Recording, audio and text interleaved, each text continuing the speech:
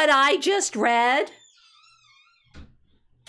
They can't see you yet or hear you.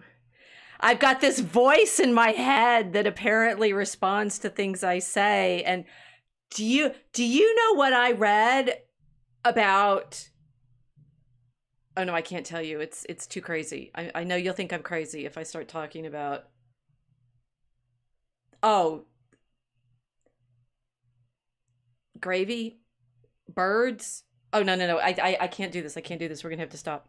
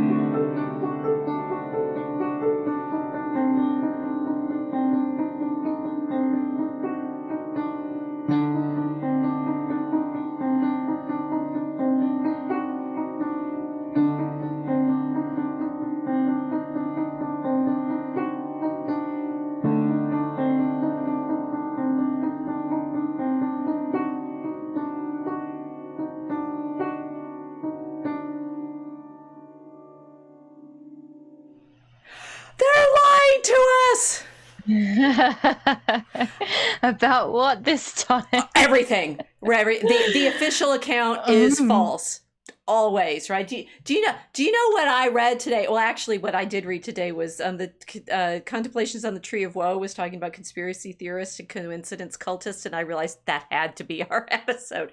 We're gonna have to. Yeah. I think now that we're over the hump of a variety of things, including those of you who are actually watching this live or like catching up with us in mostly real time on the videos, the packages to the backers have shipped.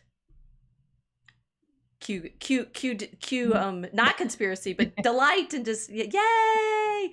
We finally, we're gonna have to ask you for some more money. Conspiracy to send things. What? The conspiracy to send things via shipping, like.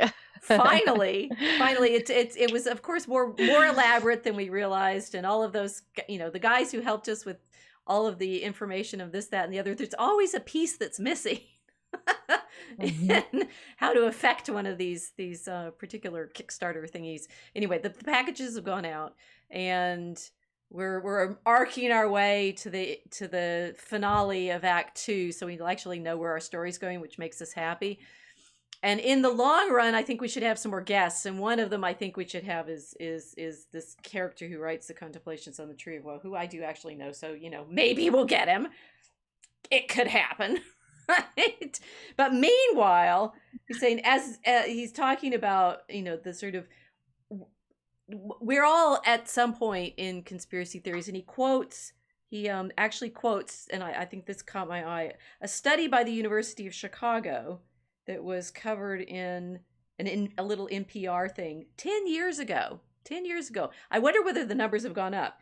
Apparently back in 2014, two of my Chicago colleagues, Eric Oliver, whom I do know in person, that's a real person, and Thomas Wood, whom I'm not sure I know, found that in this study, 50% of the country subscribes to at least one of the conspiracy series they listed in their study. So 19% of Americans believe the U.S. government was behind the 9/11 attacks. Again, this was 10 years ago. And all of them were watching Alex Jones. Still 19. 25% believe the recent financial crisis, I guess the 2008 one, right, was caused by the small cabal of Wall Street bankers. 11% of people believe the government is mandating a switch to compact fluorescent light bulbs because the light bulbs make people obedient and easy to control. I hadn't heard that one. Yeah. Well, that's interesting.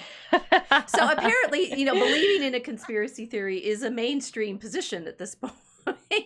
or at least a median Yes. position. The bulge of the middle is like 50% of us believe in something that some other of us would count as a conspiracy theory. Yeah, I was on board with 9/11. I was an early adopter of the 9/11 was an inside job theory. We're going to cover this, right? We have some Yeah. examples to talk ourselves. Maybe a sort of mini test, right? How many of these do you actually believe? 50% of our viewers will believe at least one of them. We promise. Probably okay. Play conspiracy bingo, basically. Yes, get your bingo cards out. We've got the list. Or at least we've got some of the list, right? Um, but and the thing is, I was looking through the list of the ones we've had. I was like, I don't even find many of these terrifically triggering anymore at all, which I find even worse. I think.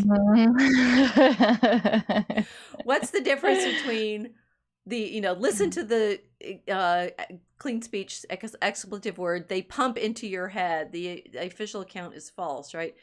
Is there anybody alive on planet Earth at this point that doesn't believe at some point that the powers that be are simply straight up lying to us? I don't know how you could be alive and not think about at least one conspiracy. I don't understand. Yeah, it's. I mean, we just lived through COVID. I suppose it's. I don't understand how. Yeah, nobody at this stage has any doubt, any suspicion that there's been some lying happening. Yeah. At some point. So maybe the unusual situation was actually having a population that believed what the official account said. Yeah. Maybe it's like it's one Yeah. of those graphs where you like if you look at this portion of it, it's there's this decline. Oh, we didn't include climate change. We'll have to do that one later. Oh.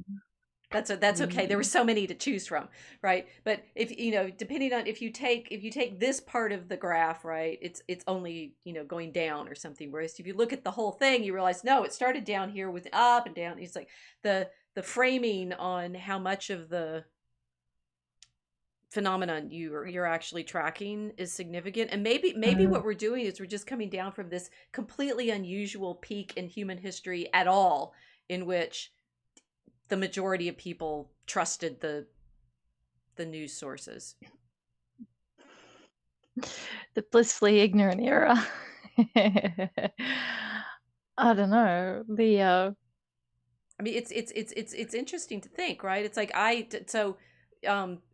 back in the Enlightenment, they believed that they knew better everything that had happened. That for example, it happened in the Middle Ages, and so they said, those medieval historians are making stuff up all the time. They believe ridiculous things like miracles, but we enlightened philosophers of the 18th century, we know what's true and what's not, and those idiots never knew.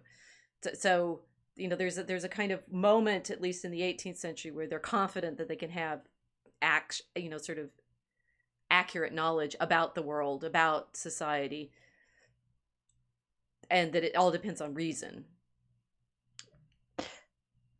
So this is the origin of thinking that reason has completely overridden human nature as well.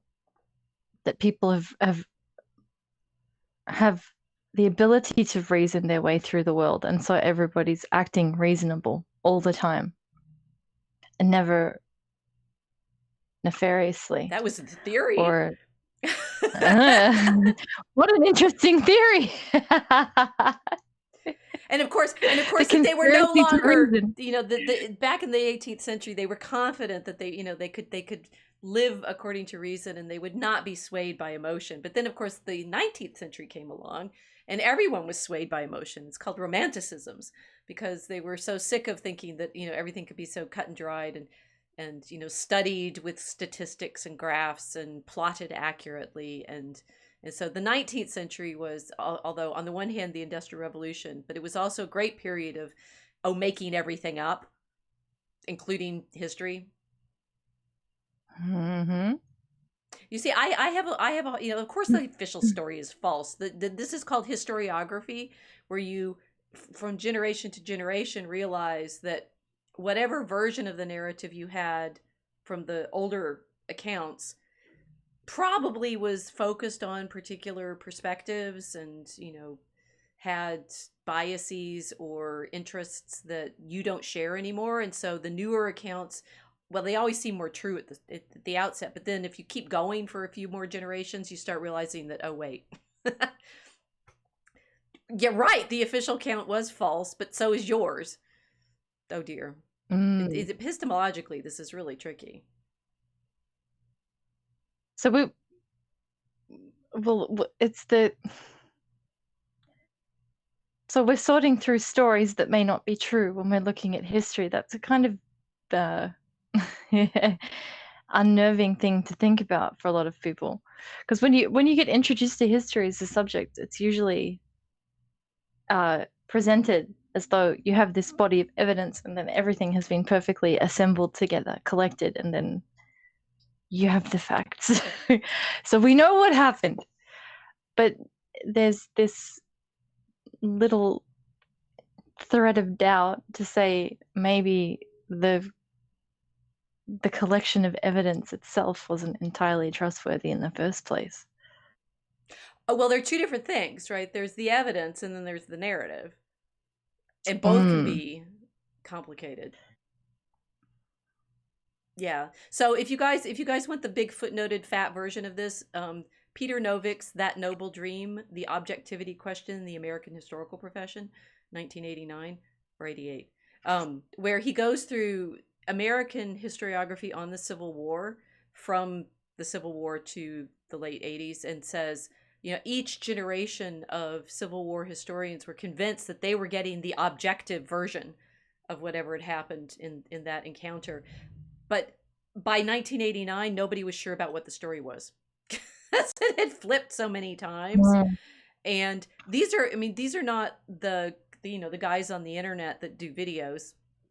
We would never be one of those, who just make stuff up out of their heads and, do a little bit of research from Wikipedia. Oh, no, I'm sure they do deep dives into all of the evidence. But the problem is that go down that rabbit hole, right? And what you find out is the retellings of the stories have been a perpetual feature of our histories, even the professional ones from the 19th and 20th centuries. So by the time Peter got to 1988, I can't remember if it was 88 or 89, but the book came out a few years before I met him, right? And he was learning to use Mosaic as a web browser at that point, which is one of the very first of the web browsers, right? While working on his the Holocaust in American Life book. Yeah, so we're out there on the edge of the epistemology of the past, right? It's like if we can't, and maybe we should do an episode on that, of sort of the actual technique of history, but the sort of difference between the official narrative is false and that they're lying to you, and the problem of telling the story accurately, I'm not sure which is, by the time I'm finished, it's like, is this a historical problem or is this a problem of, we're going to the next theory is like conspiracy theory itself is a conspiracy theory in the sense of that the term was invented by the Warren Commission to make us not think that we had knowledge about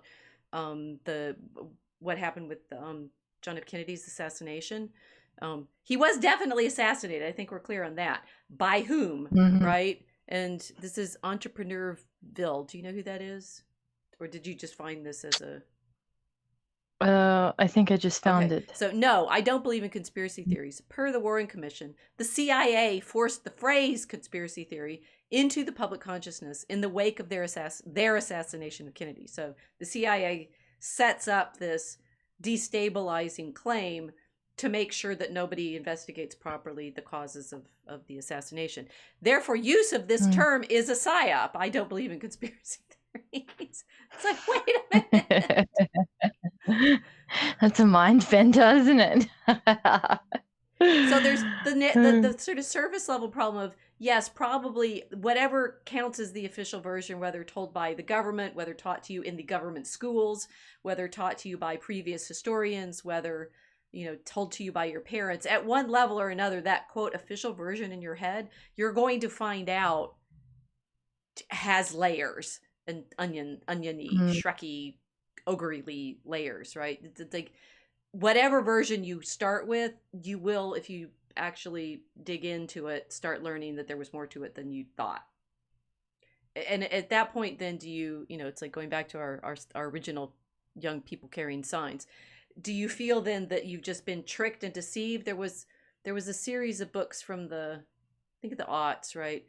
Lies your teacher taught you, or even Howard Zinn with the people's history of the United States, and always, oh well, now we have the true history, and that previous history that you were taught, that one's the big lie. And if you find that happening when you're studying history, well, welcome to the club. I mean, it's like you're going to find out that in fact that original story that you had is probably in need of revision, and again, and as you get older, it will be revised again. And that doesn't necessarily mean that people were out to deceive you, although it could be, right? But the whole sort of don't look the CIA version of the don't look at the assassination, don't try to look for the facts, as if you find out something that doesn't match what you were told the first time, you're just making up things. Well, it's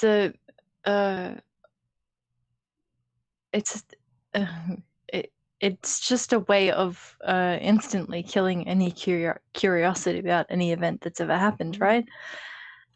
And then eliminating the possibility of understanding it even better than you already do, even if the official version is true.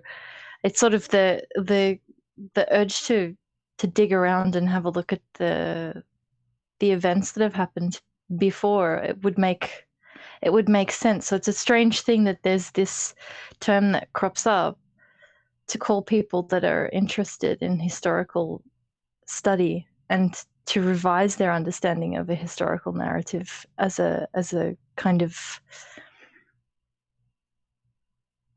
eccentric, to think that this is an eccentric behavior and something that's socially negative, because a conspiracy theorist can't be a positive thing. No one ever uses it in a positive term. Like, oh, that guy's such a conspiracy theorist. It's never used as a compliment. So the same thing happened to the term revisionist. Yeah. Okay. Yeah. So this is the revisionist historians problem, when people are called revisionist historians. Right. Oh, revisionists are in fact revising the previous version of the story, and oh, that's evil. Michael Hoffman does some nice essays on this and saying is like, yes, revising history is what historians do, because I mean, to a certain extent, there's a sort of catchphrase or trope about everything. It's not history until it's like 50 years out. After that, before that, it's all journalism. Which is like, journalists are definitely interested in a particular perspective as they're reporting. So you think there's a meme that we didn't get, but that's fine. There's loads of memes where you think the news is fake. What do you think about history? It's like, because if we depend on things like newspapers or other historians, or even archival accounts that are apparently like government records, what are you going to trust? That's why when you were saying the facts, like the facts depend on trusting the evidence that we have. Deciding whether or not the evidence is trustworthy is a whole field of our practice as historians. And then finding out later that either there's more evidence that you didn't have, or that yes, the version of things that was being told at the time people were alive was because people were factionalized at the time. And to stand back and say, well, exactly what happened, it's what we should be doing. Yeah, that makes sense. If people want a good standard of journalism, you want that same approach into current affairs in the first place. So you're just extending the same approach into the study of historical events. I mean, to be like a very good revisionist, a very good historian, it's kind of like being a good journalist of the past, right? Yeah. So it's interesting that we're relying on this journalism until the 50-year break when it becomes history. I But can't remember who said that, but it's a sort of, yeah. It's like once it becomes old as and a good model. venerable, it's you can know it truly. But the thing is, even then, you're still Mm. relying on the stuff that was written at the time. So, are you better able to get a clear perspective on either what actually happened, why people did what they did, who was responsible? I mean, the claim in that the CIA created this term um, to prevent people looking into what had happened, saying the conspiracy theories tend to be, all the ones we have are recent, um, situations in which power is still involved. Like nobody cares. I mean, nobody cares Mm. about revising yet again the history of the 30 Years' War, for example. Unless there's a political claim that you want to make in terms of territory in Germany, I guess, which could become then Mm-hmm. topical. And then it becomes, it's like the conspiracy theory label attaches to study of events that clearly current actors feel they need to have control of the perception of. Mm-hmm. That we get to, who's this guy who's pointing at the screen and it's all in all the memes? What is that from? Oh, that's from Once Upon a Time in Hollywood. So Pray tell, I it's a don't know that character. movie. Who's the actor? Why don't I recognize him? It's a Quentin Tarantino Okay. film, and it's Rick Dalton. I think that's how it's pronounced. And in the film, the character is this old actor. He's having trouble getting parts. And his best friend is a stuntman. Okay. And they're sitting there watching something, so he makes the gesture and clicks. The interesting thing about the film that it comes from, relating to conspiracy theories, is it's about the events leading up to the Manson family massacre of Sharon Tate. So without the massacre being depicted, so the whole film is watching these fictional characters, but with the representation of Sharon Tate and the tension around all of it and what's going on in Hollywood. So yeah, it's an interesting thing. That meme's emerged out of the That wasn't what I the thought. conspiracy I thought it land. was he's going ooh ooh ooh. That's what really happened. But Oh, he's noticing something. yeah, that he's So noticing. he's noticing something and clicking his fingers, and that's why it's become the meme for noticing things and spotting details and things. Right. Because it's perfect. So yeah, he's our noticer for the for the introduction of the conspiracy theories. You're doing a Rick Dalton whenever you're looking and So you clicking and see seeing details. there's something that just catches your attention and you're going, that's a detail that doesn't make sense to me. Yeah, Or yeah. that's a detail that puts these other things that I've heard into perspective. And thus are born conspiracy theories. Yes. And a lot of times, like it's especially with the what people were discussing in the last few years, it's looking at the like symbology and the use of symbols, which sort of trips people up a lot of the time because there's the arguments over whether or not the symbol is inherently evil or if it's the way that the symbol is used and interpreted and all sorts of things. So people get into endless arguments about whether or not somebody having a triangle on their t-shirt in a music video means that it's been choreographed by Illuminati backup dancers, or if it's just a triangle, you know. Right. So it becomes very complicated if you're clicking and pointing at every single thing. It gets very very messy to have a look at all of the details that you think are going to lead to a revised narrative. Sometimes it just ends up complete mush. Well, that's But the problem with the. yeah. So you might be, he's pointing to the truth. There's something there, right? But then you turn into the guy from, and I don't know. I see all these memes and I don't with movies. The guy with all of the board and all the red lines. Oh yeah. Do you know what that one's from? Have you seen that show? You haven't seen it? I don't know whether I've seen it. Always Sunny in Okay, Philadelphia. no, I haven't seen it. Okay. So Okay. he's finding all of these things, and this is in Tree Yeah. of Woe's post. He points it out. This is apophenia, the finding connections where other people don't see them, and so you like first you notice, and then you start going, and this is connected to that, and then this is connected to that, and by the end of it, we have it juxtaposed the guy sitting on the moon, and everything is in this vast network, so that even when you're watching Friends, there's flying pyramids in the background, right? Exactly. And then you can't stop seeing them.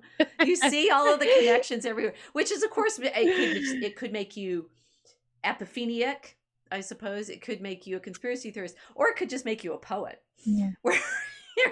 Yeah. You're bloody detail orientated after a few thousand stanzas. Oh my gosh, it's all meaningful because the symbolism stacks, right? And there you are in stanza, what would we write today? 77. Oh, that's probably significant. They'll come back later. I saw something that was connected to this 5 minutes ago. Yeah.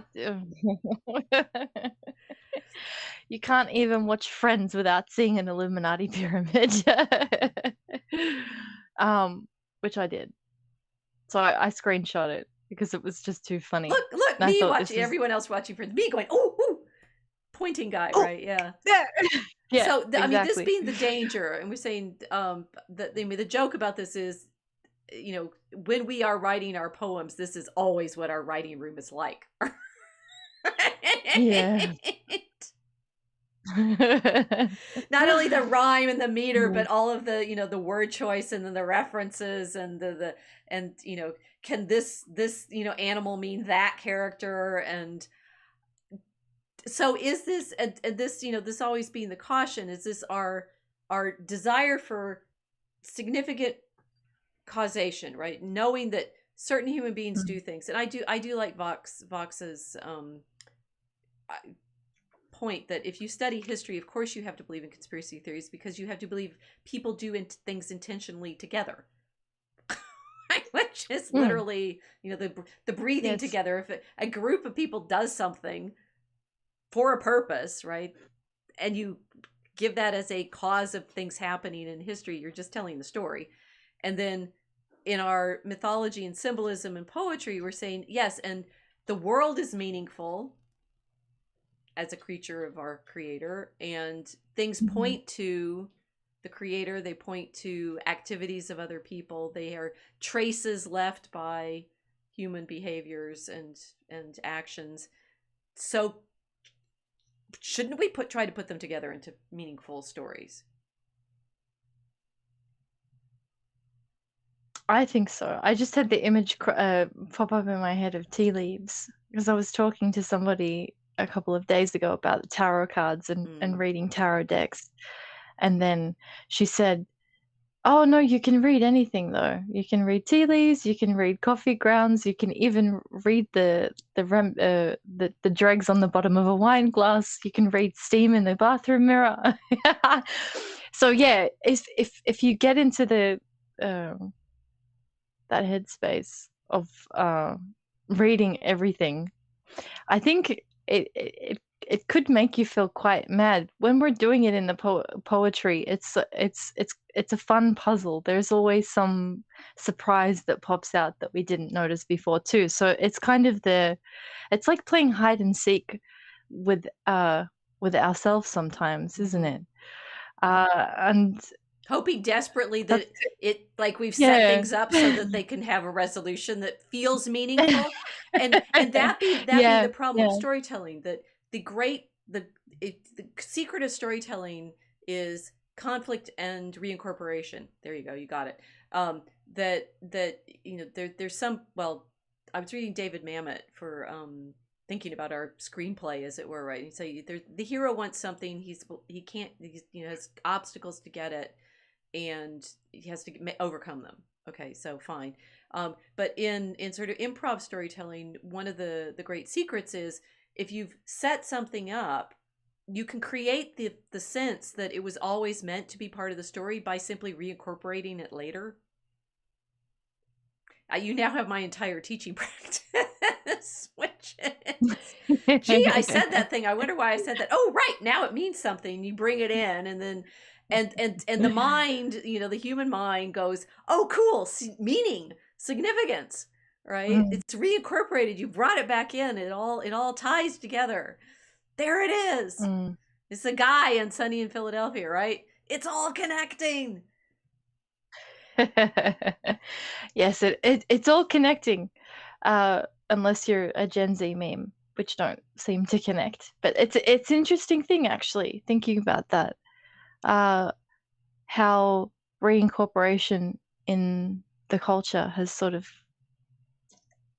vanished a little bit, in that sense, or it's become more scattered. I don't know, like that board of things being connected seems more abstract in the way that different generations look at data and information.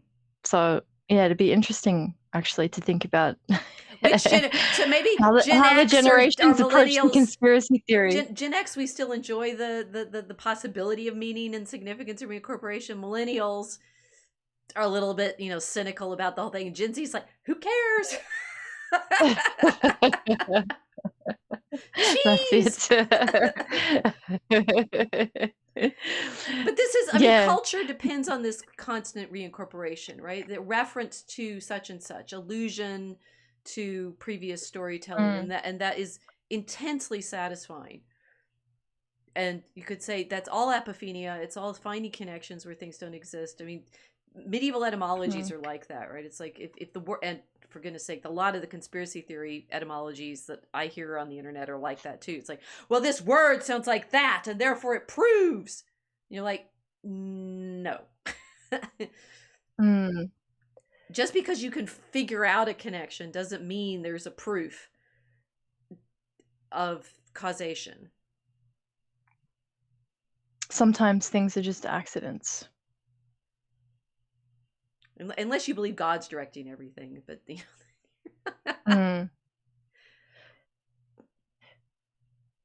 yeah, well, I mean, which is kind of the problem of history, right? It's like E. Michael Jones likes talking about the cunning of reason, like God making good out of disaster, as when Joseph's brothers sell him into slavery, and then he's promoted by Pharaoh, and then he saves his brothers from starving, and so that thing that you intended for evil, the Lord has turned to good. If you have a vision of history in which God is working in those terms, I wonder what that effect that has on your conspiracy theories. So we go to our favorite conspiracy theorist, which is of course the character whose name I don't remember, so we'll just call him Mel. In the movie called Conspiracy Theory. The fictional Mel. What was his character name? I don't remember. You'll have to look it up. I'll have to look it up. I've forgotten. I had not seen that. I did a big Mel Gibson, like, did a Johnny Depp. We still haven't done a Mel Gibson stream.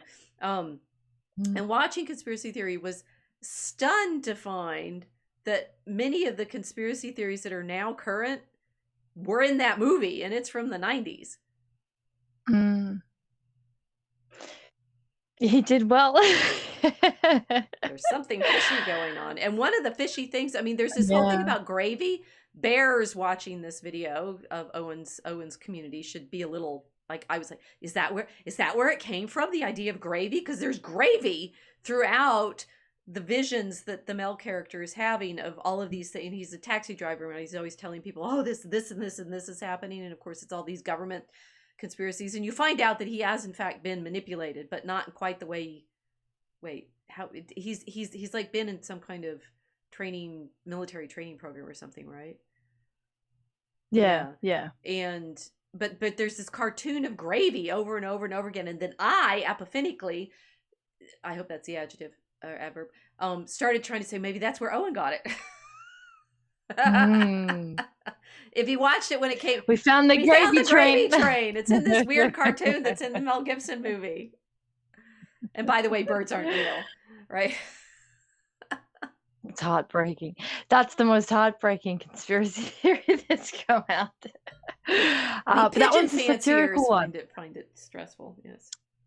Yeah, it is. It's very stressful.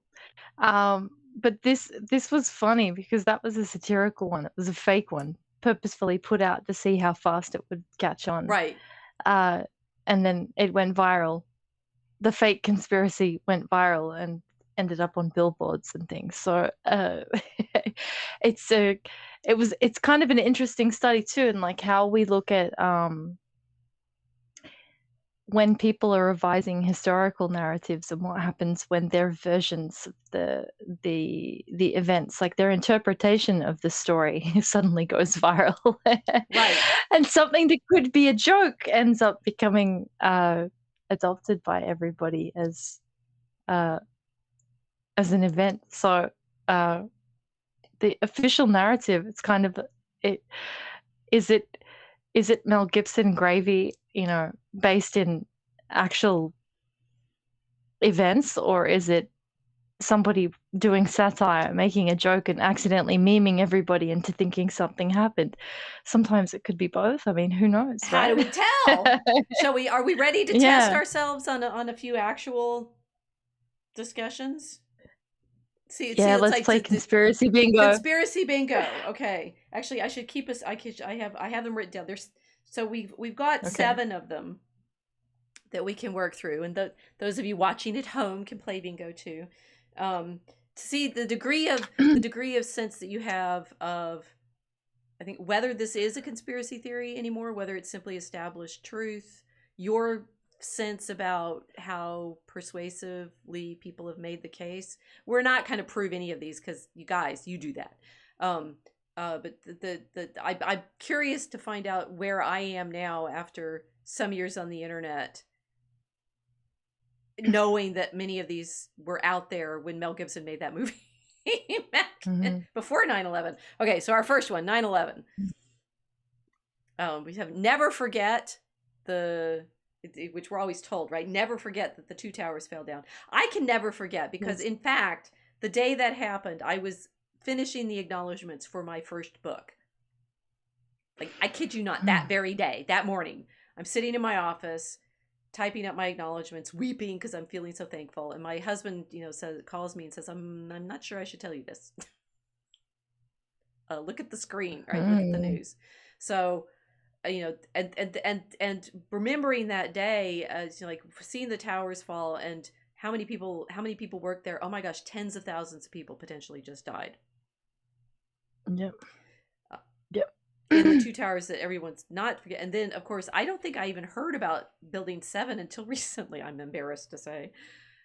So we effectively forget that there was a third building that fell down. And then, the sort of arguments, the degree to which who was responsible. I remember at the time feeling like it was strange that suddenly Osama bin Laden was out there as the character that could, was instantly told to be responsible. And I know I was skeptical in the next year and a half when suddenly we're at war with Iraq, right? Because I did remember 1991 and that war. So maybe I had a little bit of friction on me to say, wait a minute, why are these things going together? So yeah, it was a long jump between New York and Iraq. Yeah, even at the time, and it happened very quickly. That felt odd. But I do remember how effectively afraid we all were. Yeah, I remember hearing about it. Somebody ran up to me and said, America is under attack and it's the end of the world. And that was how I found out, because the news was blasting images of the of the buildings for hours and hours and hours afterwards. And then, of course, the Pentagon and the other locations where things were happening, but all the attention was concentrated on the Twin Towers. So, yeah, it was a kind of defining event, I think, for everybody, even though we're not in America. Things changed very quickly, and suddenly Australia was yet again going to an overseas conflict that we had nothing to do with, but we were there. So I did protest that. I do remember that. I ended up in an anti-Iraq war protest with a bullhorn screaming about it on the back of a How truck. precocious you are. So I remember supporting MoveOn.org when it was, in fact, protesting the Iraq War. But I don't remember. I think I was a little suspicious about. I was suspicious about the connections between the Twin Towers, Afghanistan, and Iraq, because that didn't seem to, because like they're from Saudi Arabia. What does this have to do with anything? But Yeah. I don't remember ever thinking there was an inside job or that it was a purposeful false flag or setup, which I think I do believe now.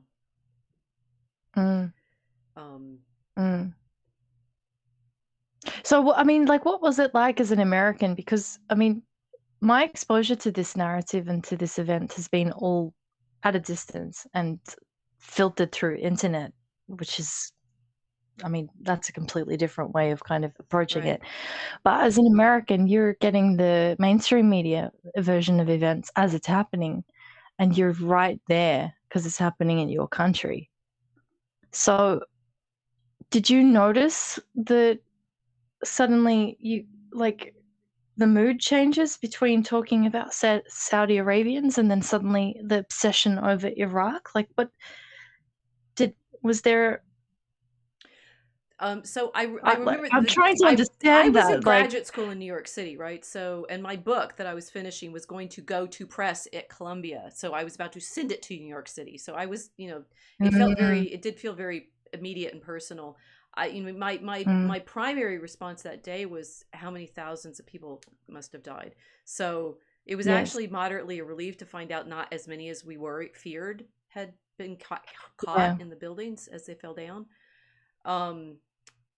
It was, if it was in fact a psyop of the sort of, it was set up to create this sort of response in the nation, it worked, right? It was sort of that we felt proud of ourselves for the emergency responders, and we felt there was disasters create a kind of giddiness. And everybody who's ever seen a car accident on the freeway and looked, you're in that moment of a sudden rupture of the ordinary. So certainly, the next day I remember actually feeling happy that I'd been writing a book about love and devotion and prayer and things like that, because that was positive and life affirming, as opposed to those terrible people that just killed all those innocents in the explosions. So whatever happened, the move to taking us to war worked because the fear and the feeling of needing to bond together was activated. It definitely worked. So it's like looking at not to undermine the event, but it's in terms of the effect, it's like having the entire world looking at a car accident. It's one car accident, but in the case of the United States, it was, and giving us something to do, right? I mean, people like emergencies because they make you feel purposeful. And in fact, I mean, the thing is, I think most Americans under stress like that will help each other. We do that fairly well in emergency situations. So that feeling of drawing together as community was very effectively triggered. I mean, it makes it Mhm. even worse to think if it was in fact an inside job, how cynical that was. To Mm. knowing that, you know, America, you know, people are, I mean, this is, I don't know whether people are good or bad, right? But the feeling of you, if you want your population to go do something horrific like war, you need to trigger all of these protective communal um responses. So yeah, I mean, by now we saw the propaganda. We've talked about this, the propaganda that the United States used to get the population to go into World War One, definitely, you know, also World War Two. It's like that's what, the more I studied, the more I Yes. thought about it, it's like, well, yeah, if the government, the powers that be, wanted us in a war, they weren't going to get us to do it without some kind of overriding reason. Mm. And I think Yeah. that's why I've sort of, one of the reasons I've flipped on over into, yeah, probably it was set up, because that's what governments have done. I mean, we, you know, from the Middle Ages, when they make pretexts of, you know, so and so's attacked our city, oh, we have to go, you know, 100 Years War with France, and you're like, what just happened? Mhm. It's Yeah. certainly a known thing in military history to activate the population in those, in that way.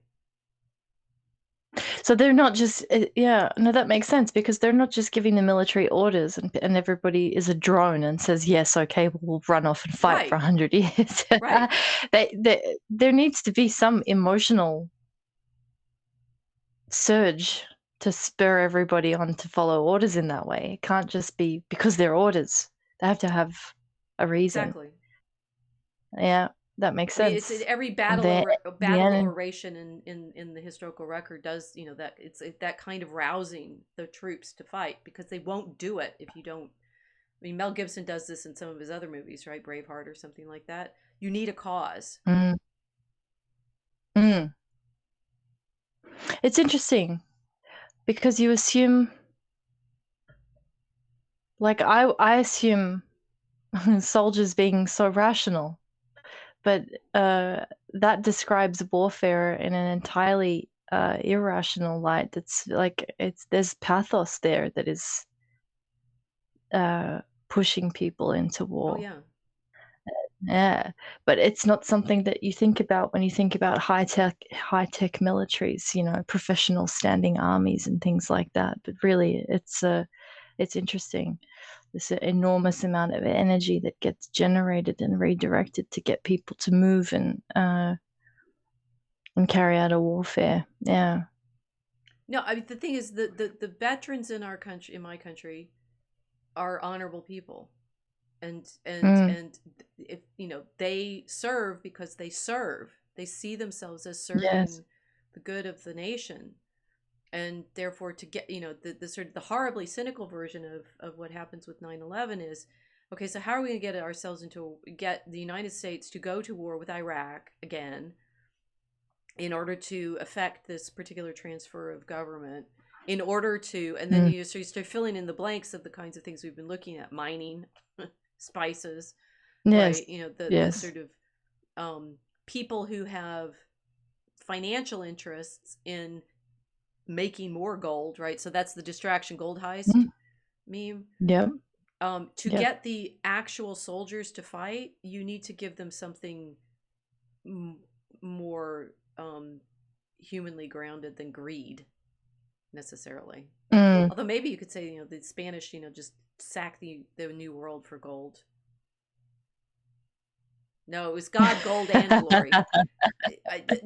The thing is, it In that order?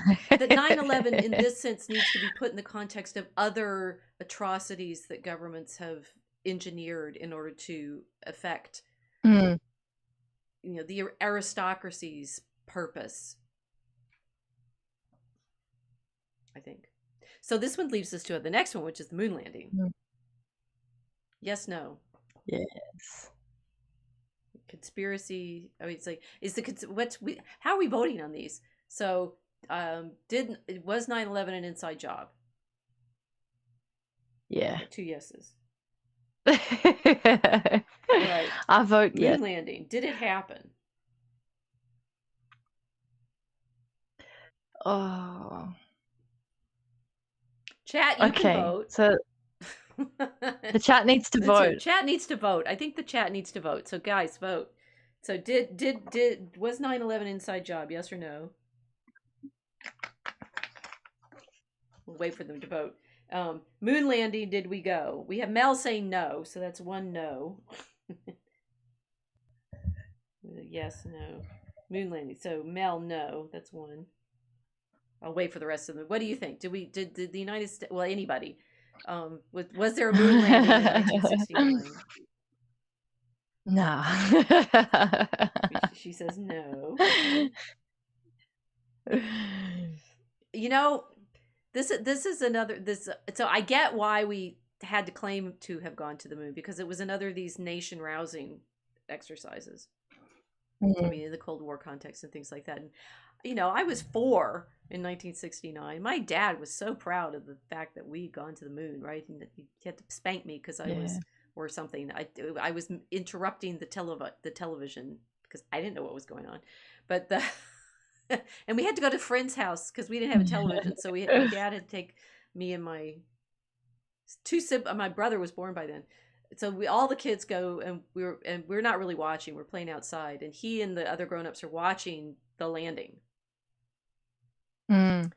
And as I growing up in the 70s, I was like, this was the greatest thing we'd ever done. This was the positive thing the United States had done. Like, how cool is that? We went into space. You're watching the greatest feat of engineering that human beings ever did, theoretically, on television. That's insane. There's a lot of attention, the energy of that kind of attention. Yeah. That's it's interesting, and it's relatable why everybody would want to believe that it happened, because it's beautiful to think about. Wow, we sent rockets into space, we put men on the moon. You can't get better than that in terms of bragging rights. Yeah, and it seemed fairly neutral as bragging rights, right? It wasn't like we blew up Japan. It was we used that technology of rockets to go look at something. Yeah, they went on a little holiday. They went on a holiday to go bounce around in cool spacesuits and wear big space boots. I mean, it's actually like the coolest, most neutral, powerful achievement you could have. Just literally, it's like climbing the tallest mountain, only better, and turning all of that military expertise of the pilots. I mean, the Right Stuff and Michael Collins' books are interesting about that. It's like they were trained as fighter pilots, and the astronauts, and you're sending them with all of their skills, and it's highly skilled. I mean, that's like the sad thing is if in fact it wasn't that, and like we have way better tech now and we can't get back, right? But that it just seemed like a celebration of craft and skill and daring and adventure, and it wasn't blowing anybody else up. Yeah.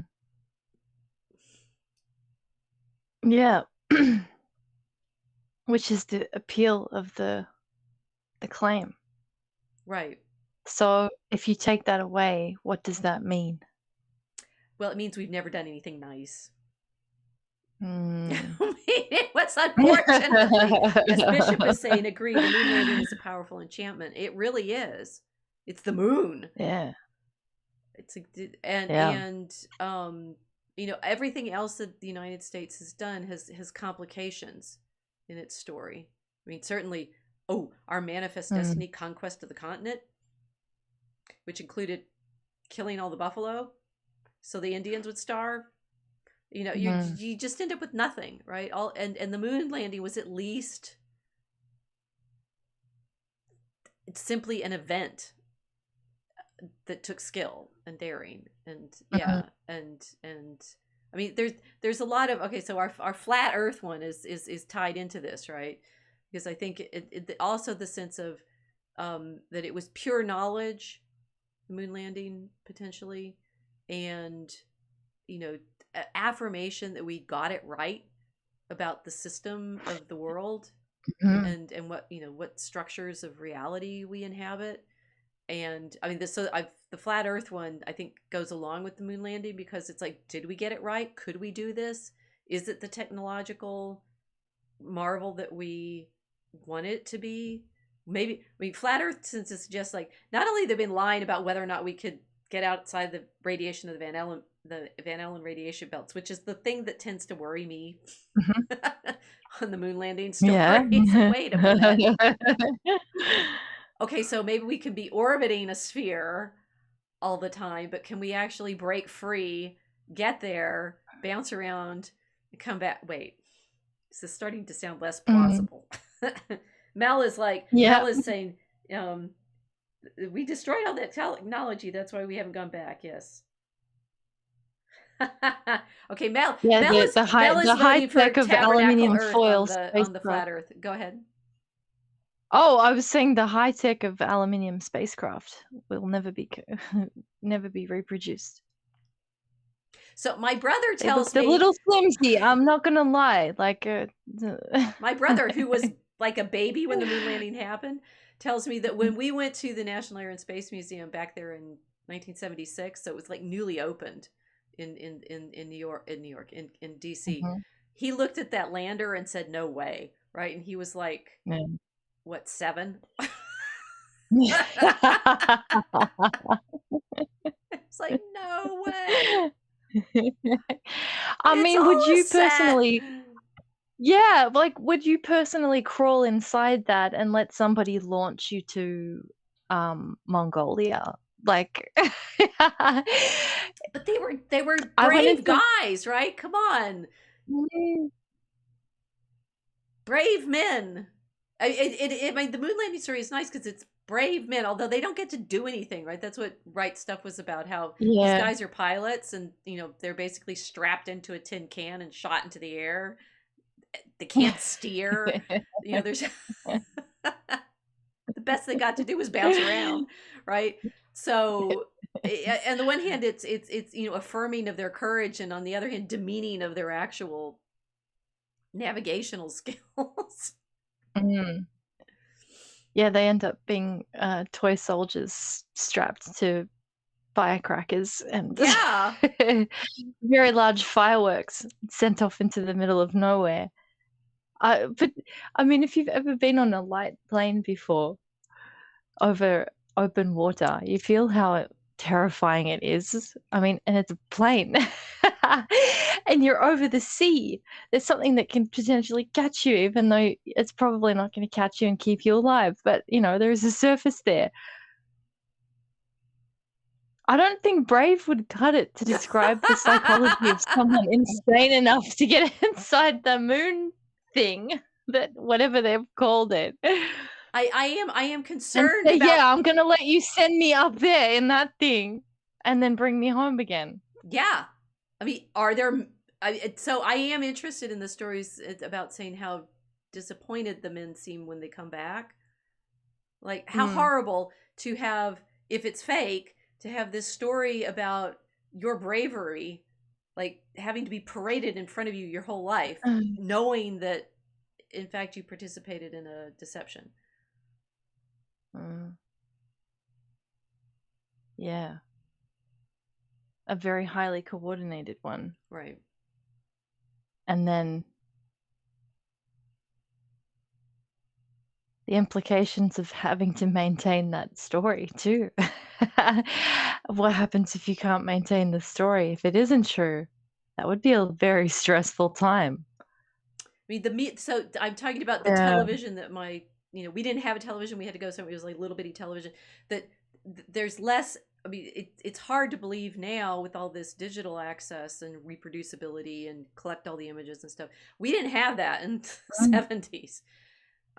So, the official story, I did a paper, Enchanted by Star Wars. I did a paper on manned space exploration in, mid-1977, 1978. And in order to get information about it, we were supposed to, for the project, write off for sources. Well, the only person, the only place I could write to was NASA. So I had to write to several different of their, centers, and they sent me lots of, informational pamphlets and pictures, and told me about the space shuttle, and but it hadn't launched yet, the shuttle, and it was a tighter information world in the 70s than it is now. So the men, I mean, the astronauts wouldn't have need to be on television that much, actually. True. But everyone would be asking them all the time. I mean, you'd have to stay home a lot. Well, I mean, it's sort of like a level of, I don't know. It covers a lot, right? They just like, and you're known to be the one who went, and then people come up to you and say, "Oh, can you tell me about it?" And you say what you've always said. You can't push them because they can't tell you.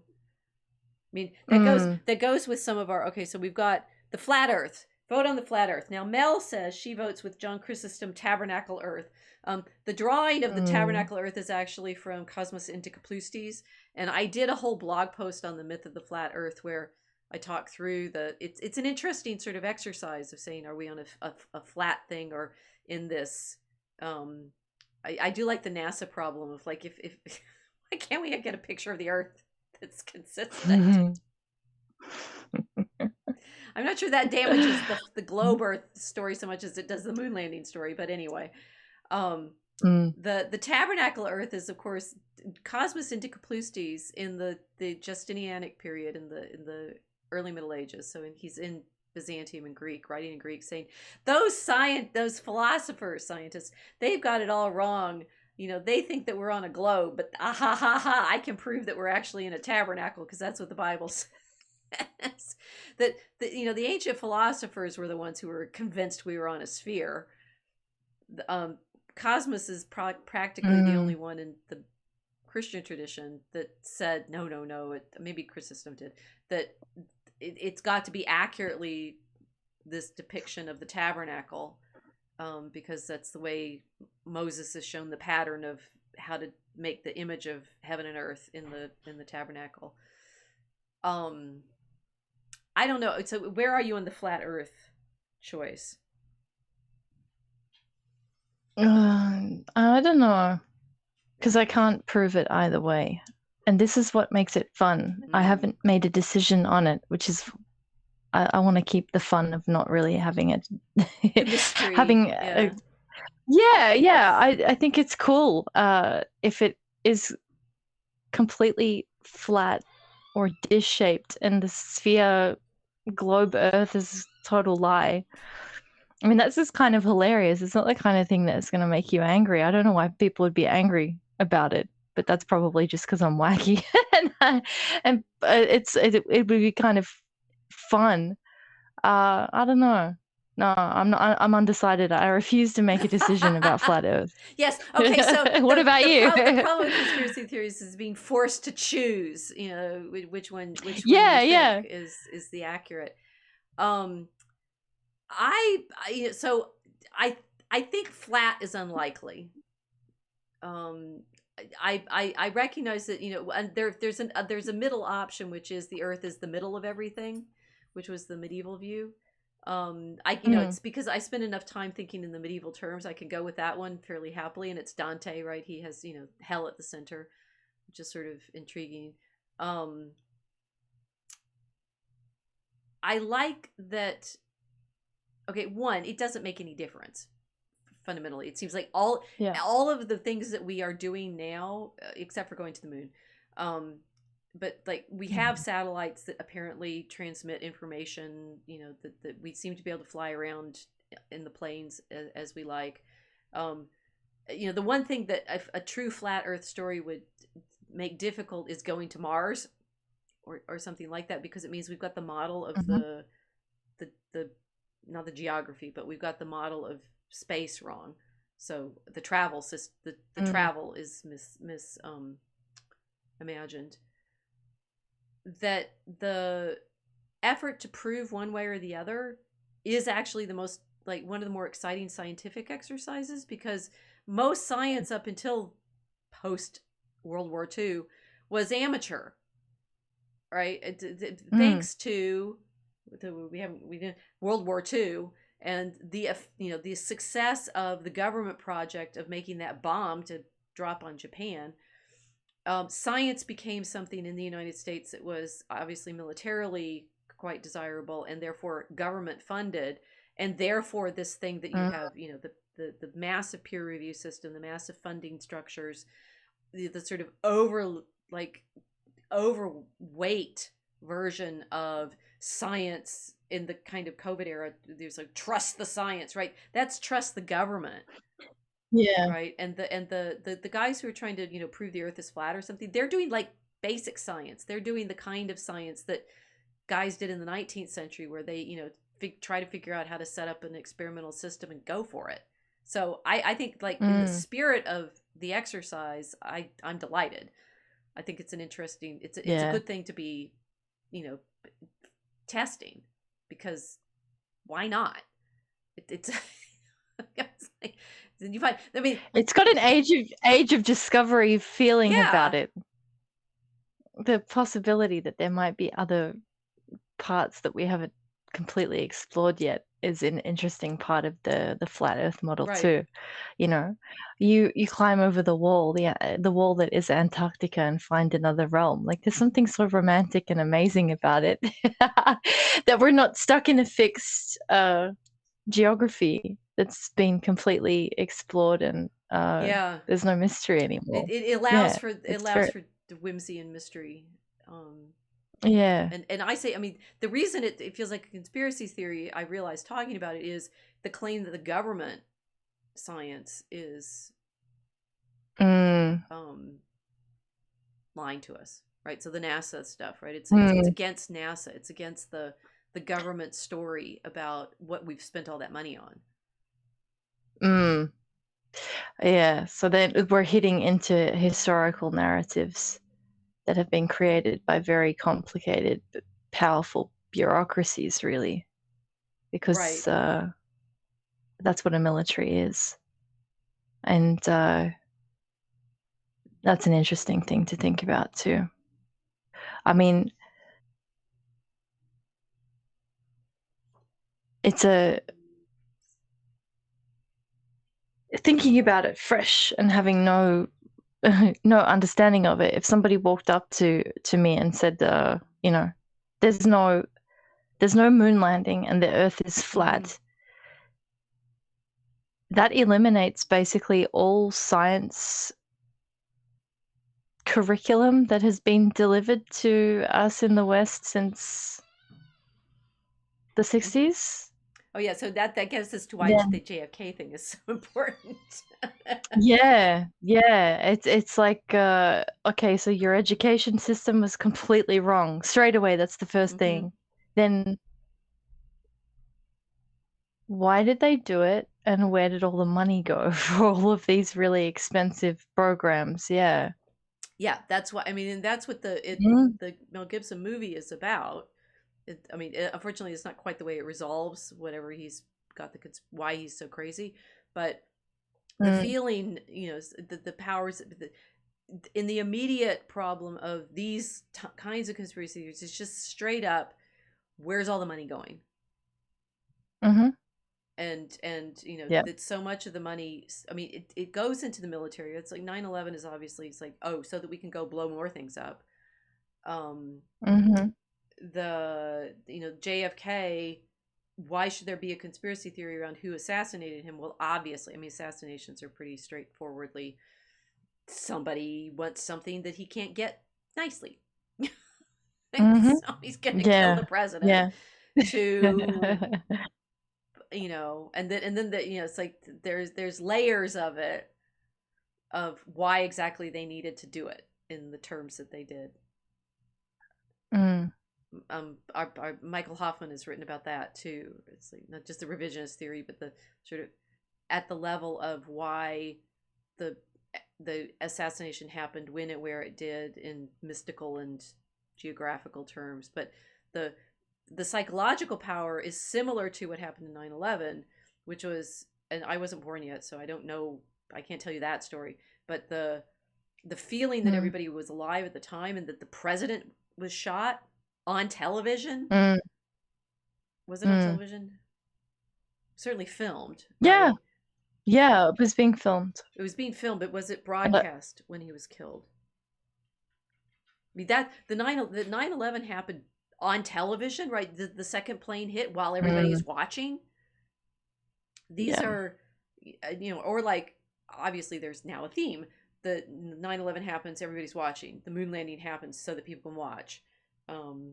The Earth theory is about the money and the science that goes into the moon landing, and then JFK being killed. I mean, the immediate result is Johnson is able to carry on taking us further into Vietnam. And then I know there's other layers of what Kennedy was in the way of, dealing with Cuba, and there's something else that I heard recently of. There's various candidates for why Kennedy was making things difficult, and so the cabal, whoever. A lot of people had motives. A lot of people had motives, because he was. I mean, he's also the one that's responsible for the great speech saying we will go to the moon, and he gave it on Rice campus, which is where my parents had been in college, and he gave it the next year after they just graduated from college. I think this may be why my dad was so invested in this event. That makes sense. Yeah. It's the highest form of patriotism for that generation then. Yes. And it's tied into all of these other public traumas. So yeah, it's an interesting thing to think about. The Kennedy thing was always coming up in X-Files, and like other television, like when I was growing up, because this is before our time, right?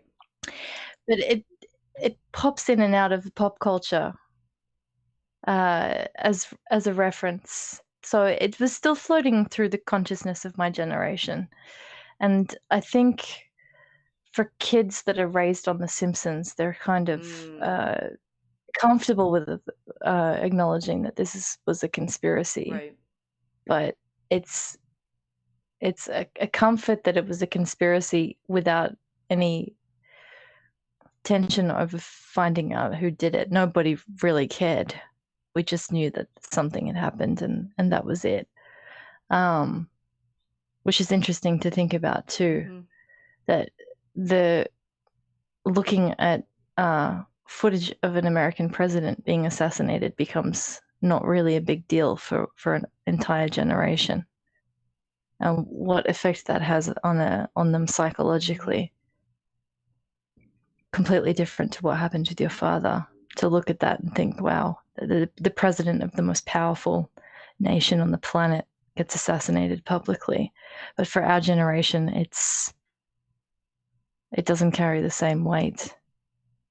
And I think that's what I find really fascinating about it. And Hoffman wrote about this in his work when he was talking about the ritual aspects of the event, right? And how psychologically the tension over, the trauma of the event sort of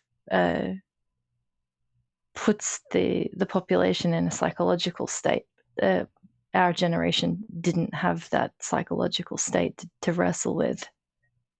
So, well, what he says is therefore they have to have, like 9/11 is therefore in effect a reactivation, because you have to have a new trauma, because the old one doesn't hold. The old one doesn't.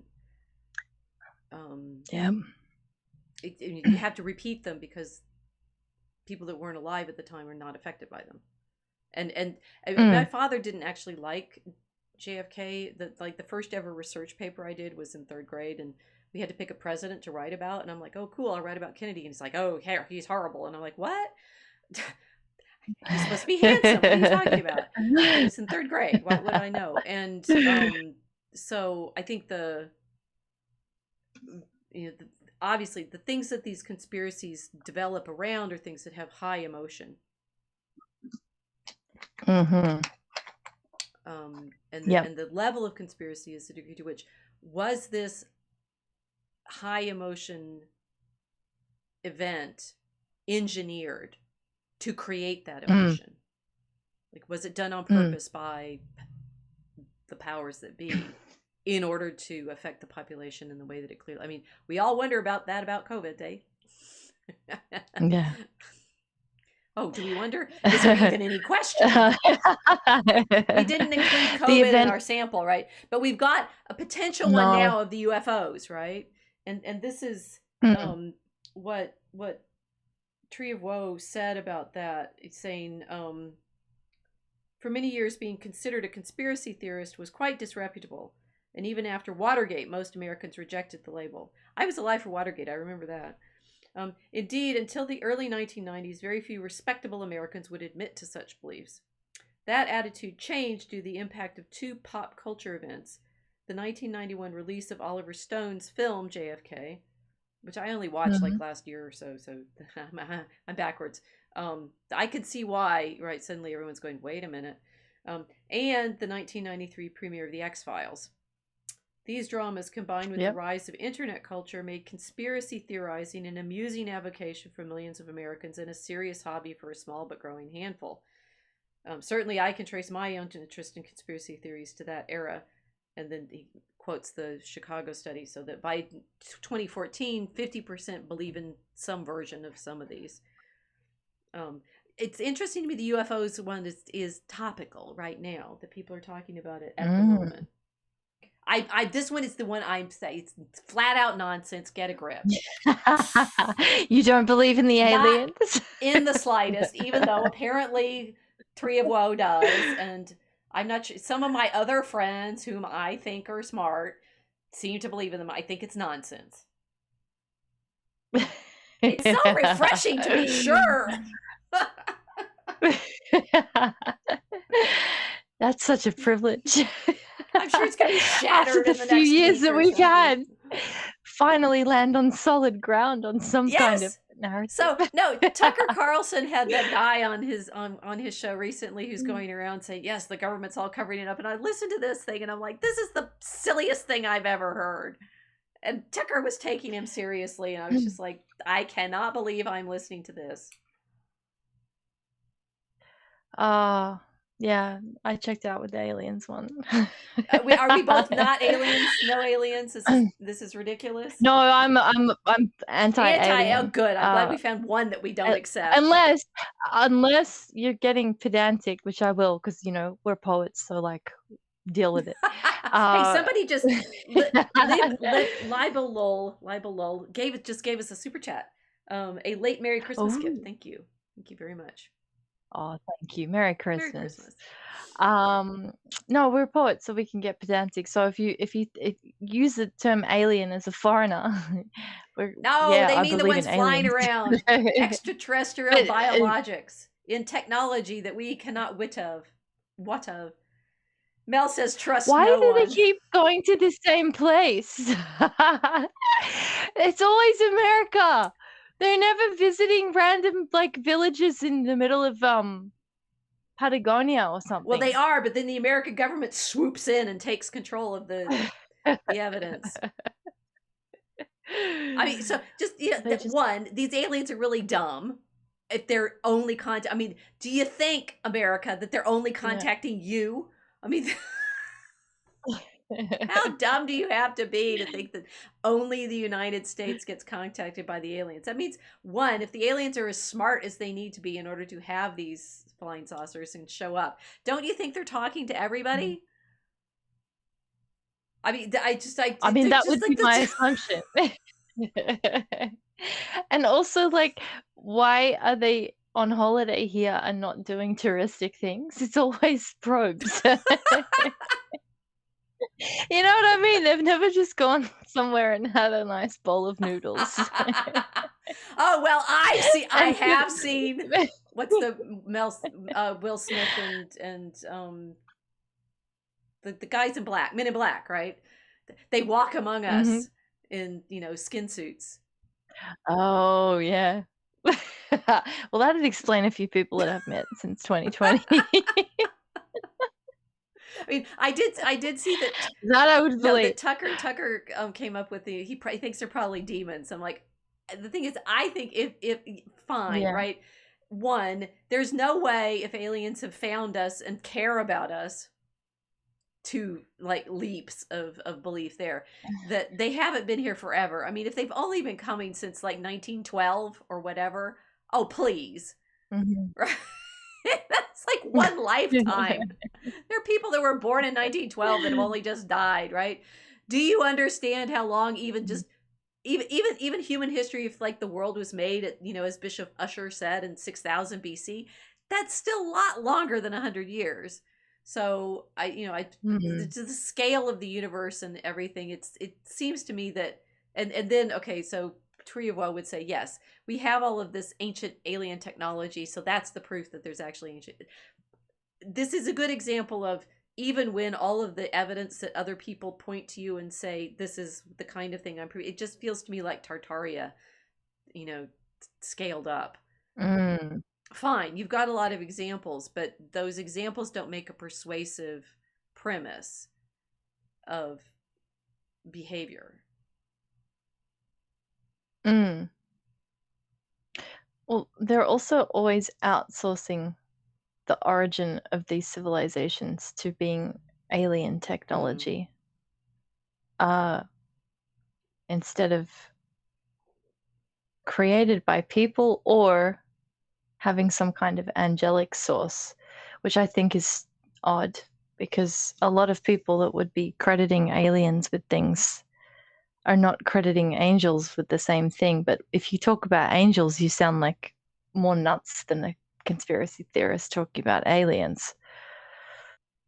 In a lot of That's a cases. scale of view, which sounds crazier, saying it's probably, their spiritual intelligence Yeah. is good. We have stories about, I was like, I'm more willing to believe that one. Yeah. And it's like the sci-fi fantasy split. Is that what this is? The guys who want, high tech and AI, and we on the Mosaic Art promised to deal with the AI question eventually. Mm. It's a fancy search engine, get over it. That sort of the delight in the possibility of greater tech versus, obviously, I suppose what I'm more interested in is a transcendent realm of experience and contemplation. And I do appreciate, I'm not sure how you tell the difference. Mm. So my little guilty thought is always, that throne room in the temple and the tabernacle, go back to our flat earth pictures, it could look like sort of, a chair in a space. I'm kind of, it's like every so often I admit that I might have the recognition that maybe the Holy of Holies is a perfect golden cube. I mean, it could be other than architectural, but I do find this the least persuasive of these. Let's go to Q. Yeah. How about that one? Oh. Spicy. This one I find silly. And I think I'm somewhat influenced by Milo's interview with the guy who was in the Q sort of community, hoping for an insider to give information about what was coming, as we were all, desperately hoping that whoever had been making up the stories that we were trapped in was going to be exposed. Yep. So it's this thing that emerges out of 4chan, right? Right. Does it emerge out of 4chan? Did they make it up? Well, this is the thing. It's another like the birds aren't real, is it? It could be. Yeah. That's the problem. Yeah. It's like nobody knows who was posting all of the things that kicked it all off. So it actually could be birds aren't real. With, I mean, greater effect than just some billboards, because it spread everywhere. We had people with QAnon placards here in Australia during COVID. And basically, what is it? It's tied with a lot of different stuff. The thing is, it's tied with so many different things that there is a lot of credible elements to the QAnon conspiracy theory. It's not just one truth claim that birds aren't real. it's very, very complicated, and yeah, I can't dismiss it entirely because some So, I of mean, it I think sounds very plausible. well, the core claim was that there were people within the government in sensitive intelligence contexts of whether Hmm. spy level intelligence or simply knowledge of the interior working of the administration that were Hmm. pointing to ways in which Trump was going to act and save us all. Mm. Trumpzilla.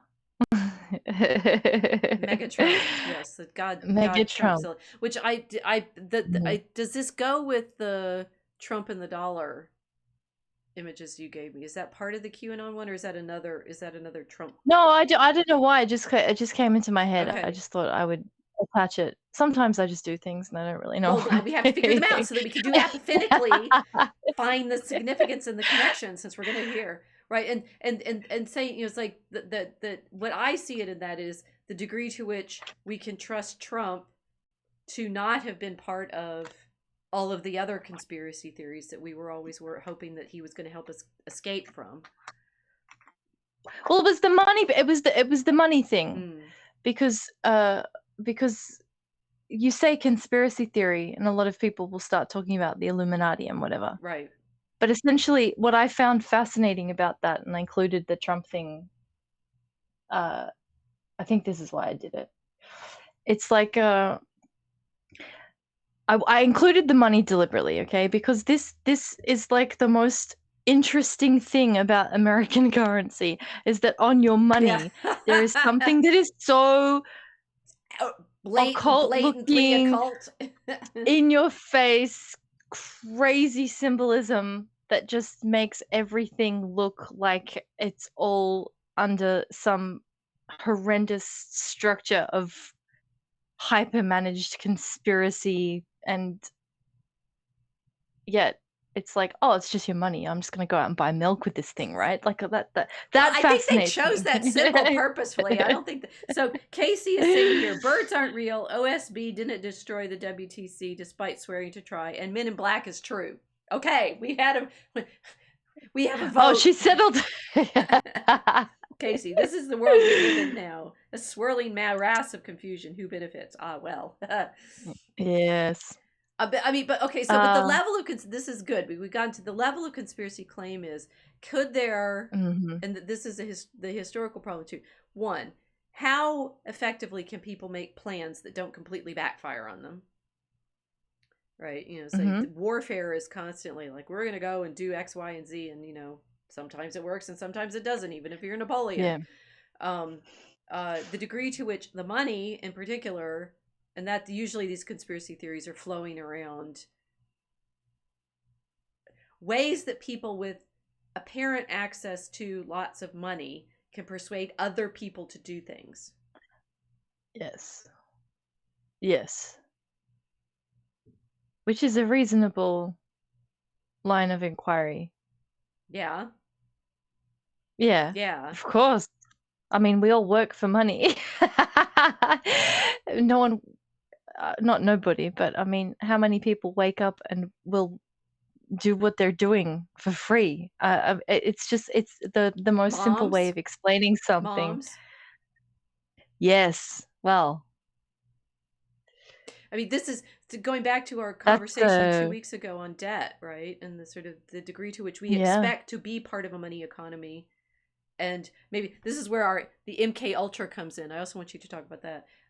The degree to which we Mhm. actually have to be in some way manipulated into belonging to this. Go back to the money economy, which is the big conspiracy theory that we're kind of working with in Draco Alchemicus, of the degree to which Mm. all of this, the desire for spice, the desire for control, the desire therefore for gold, enfolds people in not just demonic but satanic levels of addiction, Yes. and that entrapping people in that way, as the MK Ultra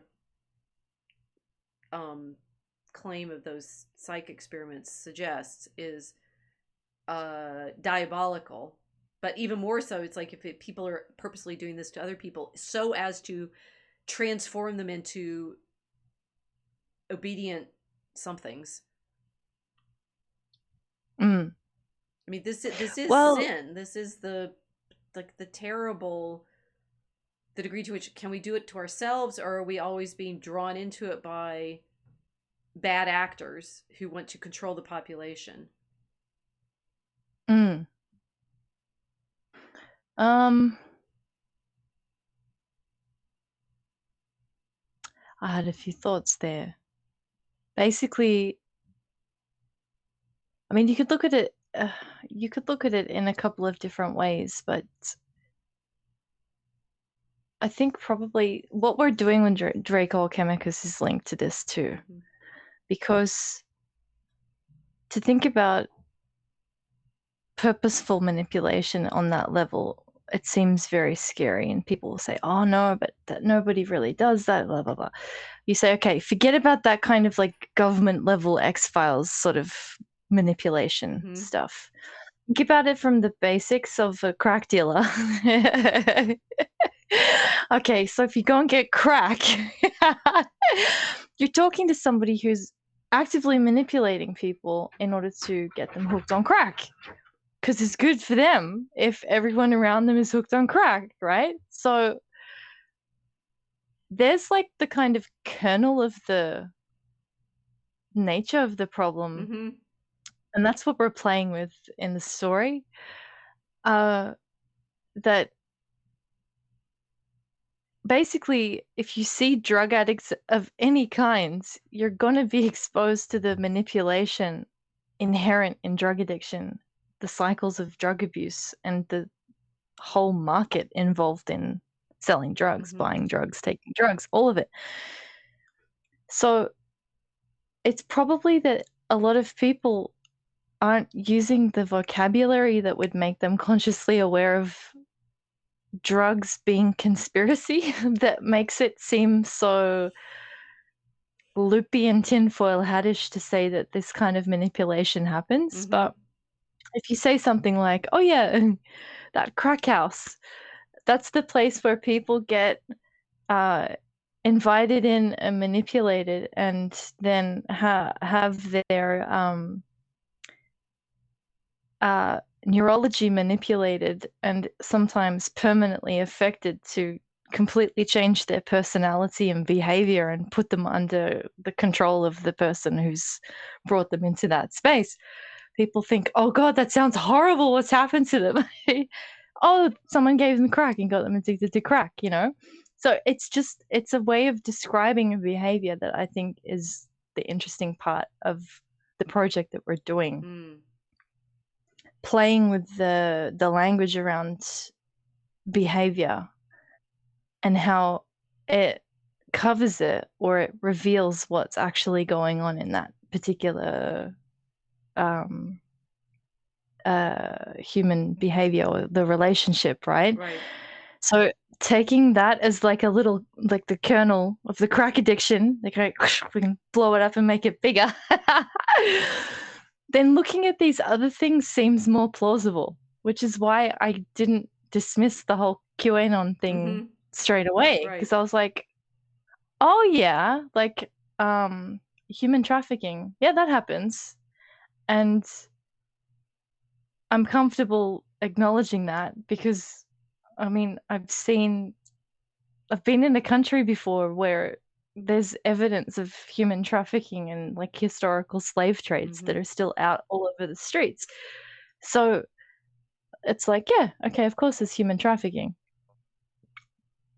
Well, it's People manipulate straight everyone, up. you know. Like, Okay, so I Emerald Robinson on her Substack this morning was talking about the degree to which we in the United States are done for, and her theory is the powers that be, aka our present government, has in fact colluded with China for us to be mm-hmm, taken over, and there are all these young men, Chinese young men that are settled in the country now to be activated presumably, and that this is the way that we are going to be made a vassal state of China, which sounds insane.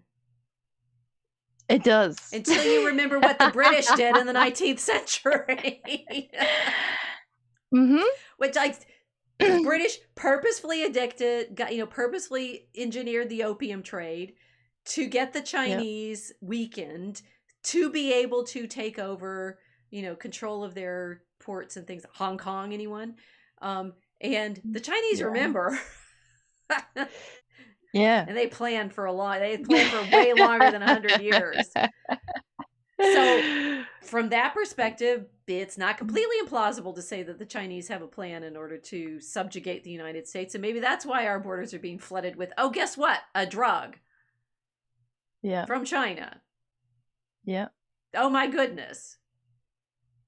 It's crack wars. It's crack wars. And the thing is, everyone accepts that the British really, truly, honestly did do that in the 19th century with the opium trade. Mm-hmm. So why is it a conspiracy theory, if it is, now to suggest that, we might be being... It's happening again. We might be being on the recipient end of that particular exercise.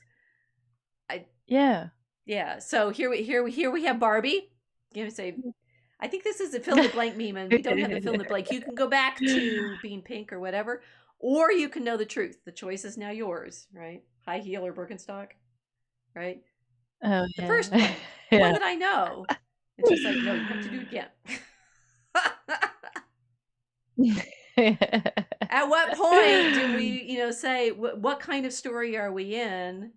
How are we going to find out? How are we going to go out into the world and test whether we've simply been living in this high-heeled fantasy version of our life, of our reality, or not?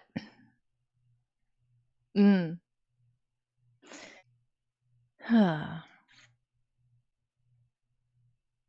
do we test it? Well, we clearly have to test with the hardest one right now, because it's the current one that everybody's talking about. No. The tunnels.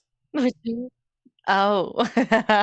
which I don't even know what to think about the tunnels. Oh my gosh. Tell me what to think about the tunnels. So we have, one, I've seen this, this particular pipe smoking shouldn't laugh. I'm not laughing. It's the emergency giddiness. Don't worry. It's like what happened when, like, the you feel giddy in the presence of danger and need to act. Okay, so the pipe smoking guy is who? He looks like a Nazi. Is he a Nazi? In the meme, right? You've been digging tunnels across New York City, haven't you? Oh, I've seen that that image memed several times today, right? So with not just that caption, but all to this effect of, this is happening, isn't it? There's some real kind of activity that, in this particular instance, the tunnels are being dug.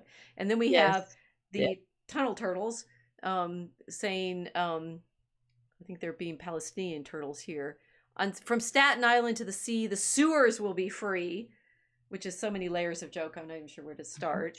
That's very Gen Z. Well, I remember the turtles from the original like cartoon movie. It was great, pizza and everything. And then of course the men in the New York is it a synagogue or a meeting house, or they're different? Is there a difference? No, it was synagogue. In their synagogue, with tunnels coming. Tell me more about this. The tunnels coming into the building, and they were in fact discovered back in December apparently. But I guess that's only a few weeks ago. And the city was trying to fill them in, and there was a protest from the people whose tunnels they were. Whose tunnels are they? Does anyone claim the tunnels, or did the turtles make them? Leonardo, Raphael, Donatello, and the other one. So basically, from what I know, there was an apartment building that was hearing people walking around where they shouldn't have been hearing people walking around, like under the floor and in the walls. They did some investigation and suddenly uncovered the surprising presence of corridors where there were no official corridors. And this is New York City. You do realize there's like hidden Yeah. subways. And I have lived in New York City back when I was in graduate school. The building where one of my friends lived had a mikveh at the basement, right? So it's New York is honeycombed with potential oddities, for sure. Mm. Well, it's a very old city. We don't have cities as old as that in Australia, and yet we still have tunnel systems in Australia, which I think are some of the biggest in the world, interestingly. So basically, if you go anywhere in a major city and you start exploring underneath in drains, you'll find some interesting spaces and you'll be able to get in anywhere. But this was a little It's a different. trope in the Discworld novels. Flat Earth, right? The Ankh-Morpork is built on Mhm. Ankh-Morpork, and there's like tunnels and drains, and so I mean, some of the massive like Roman cisterns under Constantinople, they're Mm. mind-boggling. So yes, all right. So, but Oh yeah, yeah, yeah, yeah, yeah. Mm. Well, no, that just triggered a thought of me almost falling through the road in Rome. Because so they do excavation in Rome a lot to do things, but because it's old and there's old stuff in the ground, they have to stop all the time because they find something new that they can't right. destroy. And then the city doesn't have the budget for repairs sometimes because, people steal money. Because people steal money a lot. And basically walking over one of the grates, and then part of it was missing, and looking down, realizing that I'd almost put my foot through something that was basically a 3 or 4-story drop into nothingness. Wow. No idea where it was Yeah. going. Yeah, that's a common thing. Okay, so old So, city with that with understanding, potential for this kind yeah. of thing, and yet this. Okay, Okay, so here's the thing. The problem with this is that the tunnels had been dug out to link 2 different buildings, and they were quite deep. And then, uh, basically, obviously illegally dug out. mm. They weren't officially done a long time ago and then, uh, They don't show up in discovered any and plans, is what you're saying. used. There's no Yeah, mark, there's no there's record of these having been there. But I mean, why aren't we just in National yeah. Treasure and finding the Masons' secret treasure chamber?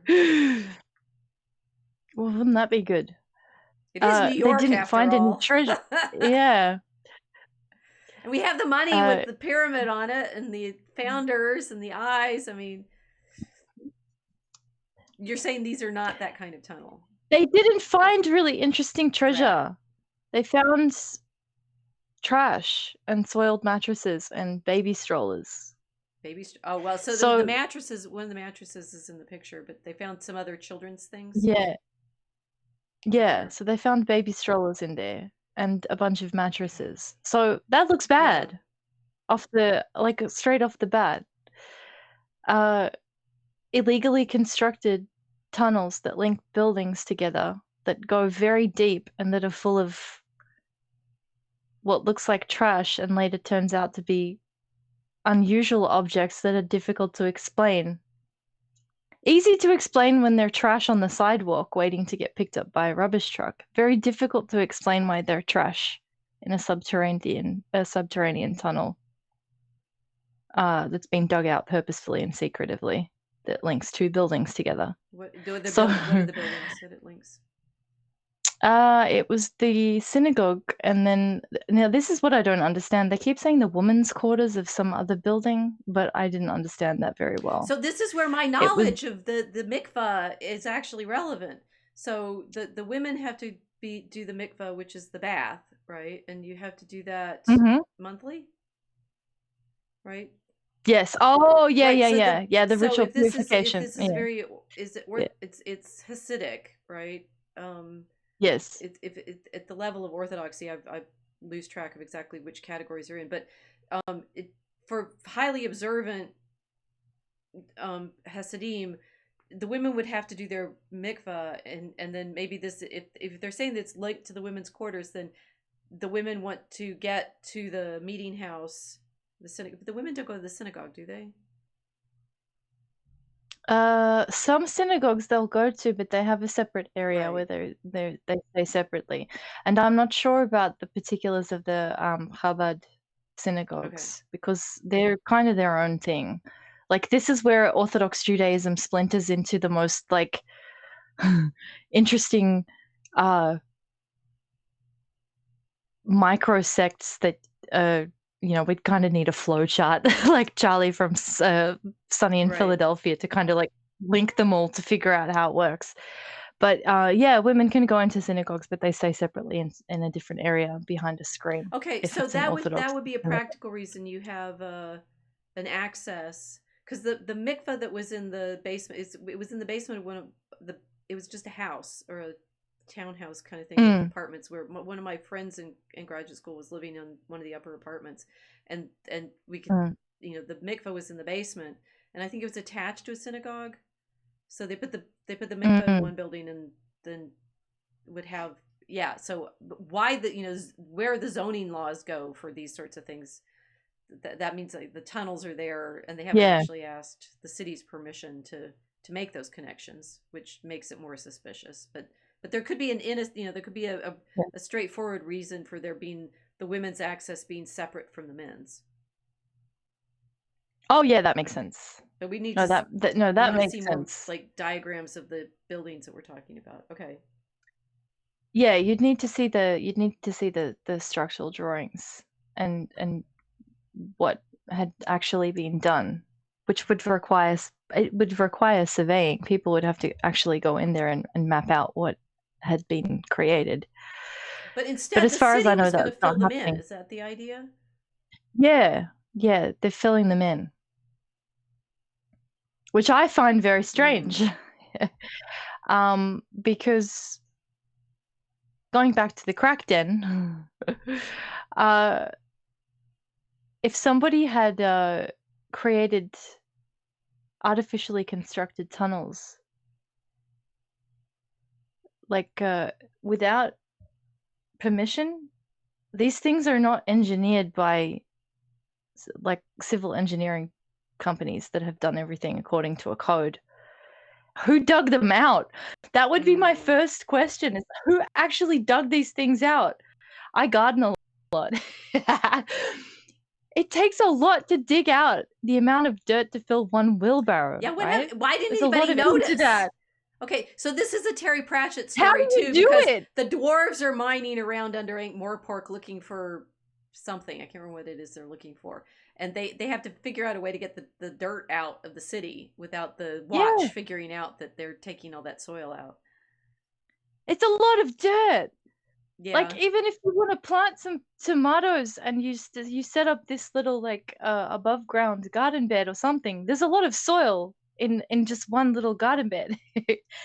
So my first thought looking at that is, where did all the dirt go? Where is the soil gone? There's been so much excavation that's happened. Hmm. So if it hasn't been done with machinery and it's been done by hand, just how? Like who did that? When were they doing it? And Okay, where did that's they a put all conspiracy. the It's like dirt? carry it out your pockets. What? Yeah. Were you It's like a throwing it prison break. The prison exactly? break problem of how long it would take Shoving to. it in your shoes and Yeah. then emptying them when you come above ground, and no one notices. I mean, Well, it it would have is New been York. I quite mean, amusing. strange things happen there, but True. But mm. I mean, this is the kind of thing, just from a practical perspective, like it nobody's discussed it, how they actually managed to pull off constructing them in the first place. That doesn't even get to the next step of why they were constructed, because the claim has been that they needed access to the synagogue. So why did they need the secret access to the synagogue? According to the things that have been swimming around the internet the last few days, it was because of COVID mandates. The problem is these tunnels were created before COVID. I've seen both though. It's like before COVID or after COVID. I mean, From what what you're I've seen, it describing, was it's they'd have to have been dug some time ago, rather than it mm, would be. They couldn't have been dug recently. But the well, people are this is the only problem. recently hearing the people in the walls. I mean, And in the ceiling? Yeah, so the so the voices in the walls and under their floors. Hmm. Uh, wouldn't that be funny if you were the person who was telling everybody, I'm hearing voices in the ceiling or the walls or the floor. No one believes you. They think you're insane. And then the story breaks out. Ah, that would be amazing. But they were hearing voices in their house. This is how the whole Mm. investigation started. So the reports are differing. I think this is the issue Okay, so the at this level, it's like, with why it. isn't this just a why is this a thing that's happened? The topic we won't what we really don't want to touch. Why is this a thing that is now a conspiracy theory rather than just some weird thing that happened in New York? I think it's the response. I think it's been the response to it because I mean, the footage was pretty wild. It wasn't like an organized, calm uh, discovering of the tunnels. From the Mm. footage that's been released, it looks like a car accident. You've got large crowds of people that are Mm. there. You've got the energy in the room of all of these people responding to some event, which is, I mean, it it's it's freaking them out. They were fighting with the police officers. The men in the Uh, synagogue. Yeah, I saw that. the men in the synagogue, yeah, and the police officers are pulling uh, members of this community out of the tunnels, and it looks like they're doing that against their will. So they're in the tunnels and So pulling them out.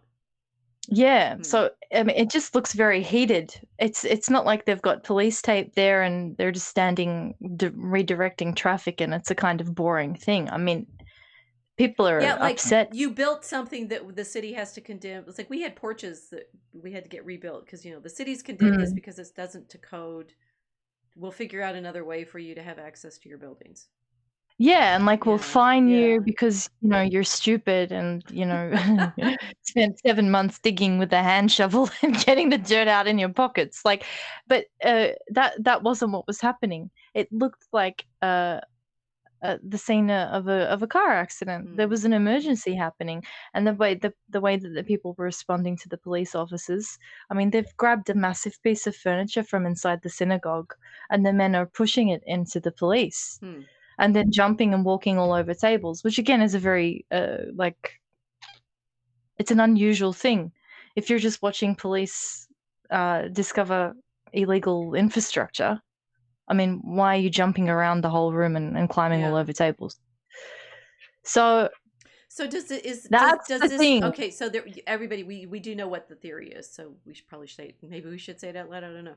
But is this like or Mm. unlike the other options we've been looking at? I mean, 9/11 moon landing, flat Earth associated with moon landing, JFK UFOs, Q Trump. That's all like government level Mhm. stuff. And and Mhm. and as we've talked it through, it's saying, conspiracy theories develop around these kinds of things because it seems to be wanting to hide ways in which people are being coerced or um, money is being taken from them or resources of some sort or they're being sent into war or something like that. This the tunnels thing, is it like or unlike those? It's unlike those. I think this is the issue with it, is it's not implicating a bureaucracy like a military or a government. Hmm. Uh, the scenes are in a very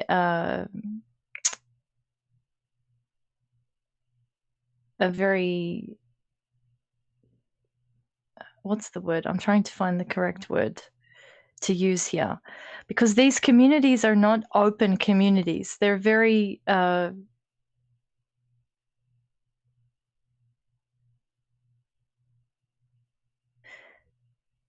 closed in the sense that we're not talking about like you can get recruited into the US military and suddenly you get implicated in like some kind of conspiracy in this way, or you go into a program or whatever. Uh, these are families. These are people that are related to each other. This is what should be an environment of a religious observance, and uh, I think that's the other thing that's quite shocking about it as well, is that people are looking at a place which is on the outside presented as a kind of a holy place for people of a particular religious sect. It the presence of these tunnels doesn't match the purported purpose of the building that they've been created in, you Yeah. know? Um, Well, okay, so the worry people have is that the tunnels are being used for a layer of things that is like the crack dealing. yeah, exactly. Which I suppose, Okay. it's like it so this is the flip side of the question. It's like the usual conspiracy theories about what the government's doing. And then Yeah, your crack dealing example was the sort of like from The Wire or something, right? The Baltimore setup where it's the gang level things that are happening that drag people down into sexual slavery, mm, addiction, um,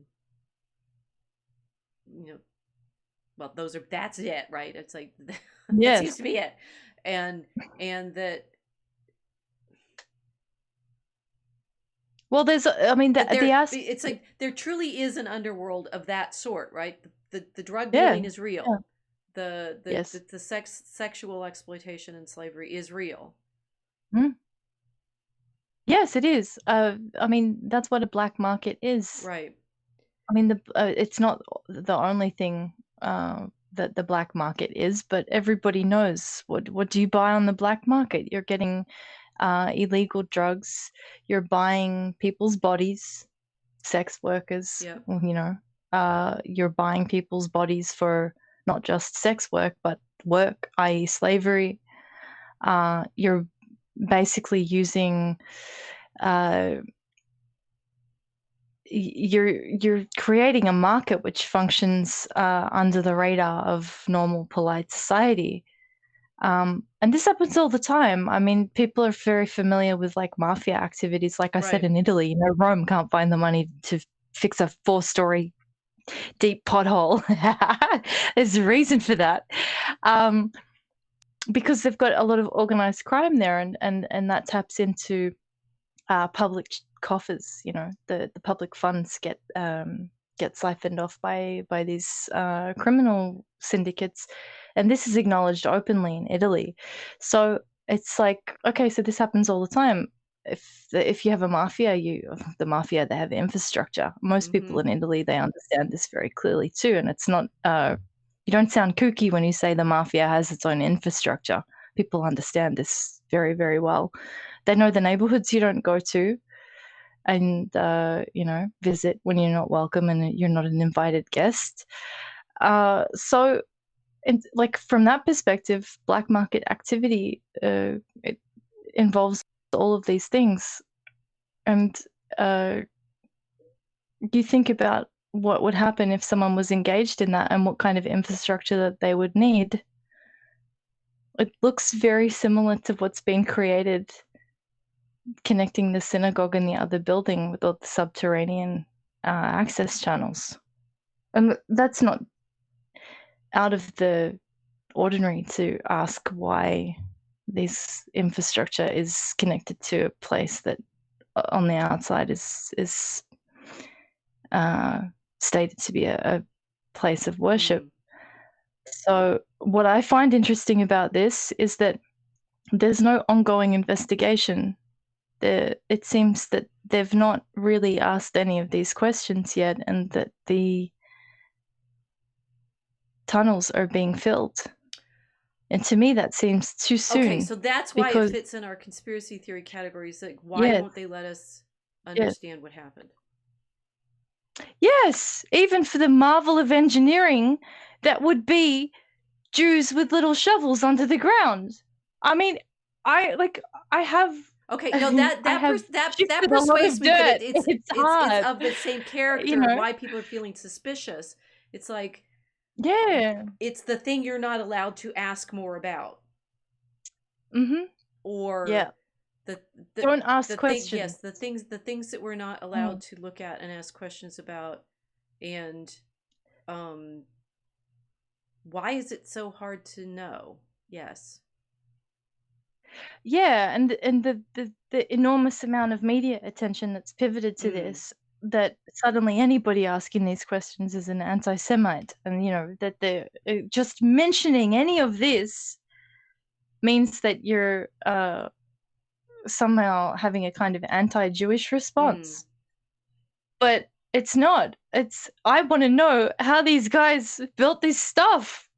Like, it's kind of Well, amazing I if you think it's think you about it. get. I mean, the sort of backfiring if you get people get curious because it seems like something that, yes, if you found those kinds of structures under other in another context, and I mean maybe the city's actually already done the investigation, determined it's structurally unstable, and they need to fill them in really quickly. Although my next thought was with concrete, right? Why not? It's like if you're mainly worried about shoring up all the buildings, go in and like put supports and struts in them and stuff. The Yes. concrete seems to me to be it would be structurally worse to suddenly like make that dense level of wall or something in these spaces. I'm not. I don't know. I'm not. You would need a lot of You would concrete need a to lot fill of that concrete to space. build it. So yeah. So That's a lot of we're concrete. our Yeah. suspicion. It's like one that we are being okay. So at the level of the conspiracy theory, the gravy level here is something that's actually innocent, which is they made these tunnels. They were an insular community that's a little impractical, and they actually just wanted the women to be able to go from the mikveh to the synagogue. Yeah. Right? And so the conspiracy is making all of us suspicious so that we start, having theories about nefarious activities that are happening here, but don't seem to be connected to anything else, right? If these are Hasidic Jews, they're not in communication with a lot of other people. That's the point, right? Yes. You said that they're Yes. a closed. No, it's a purposefully cloistered Perfectly community. cloistered They're community. purposefully closed off. So it's like Yeah, finding the yeah, Amish have been making tunnels or something. yeah, So why yeah. are we being set up to be suspicious? Like a lot of Jews will never speak to people in this kind of community. Like liberal Jews that have grown up in like a secular house that's barely observant or whatever. Like, you're not gonna go and hang out with these people. That's why it's sort of like a nerve-wracking thing. Yeah.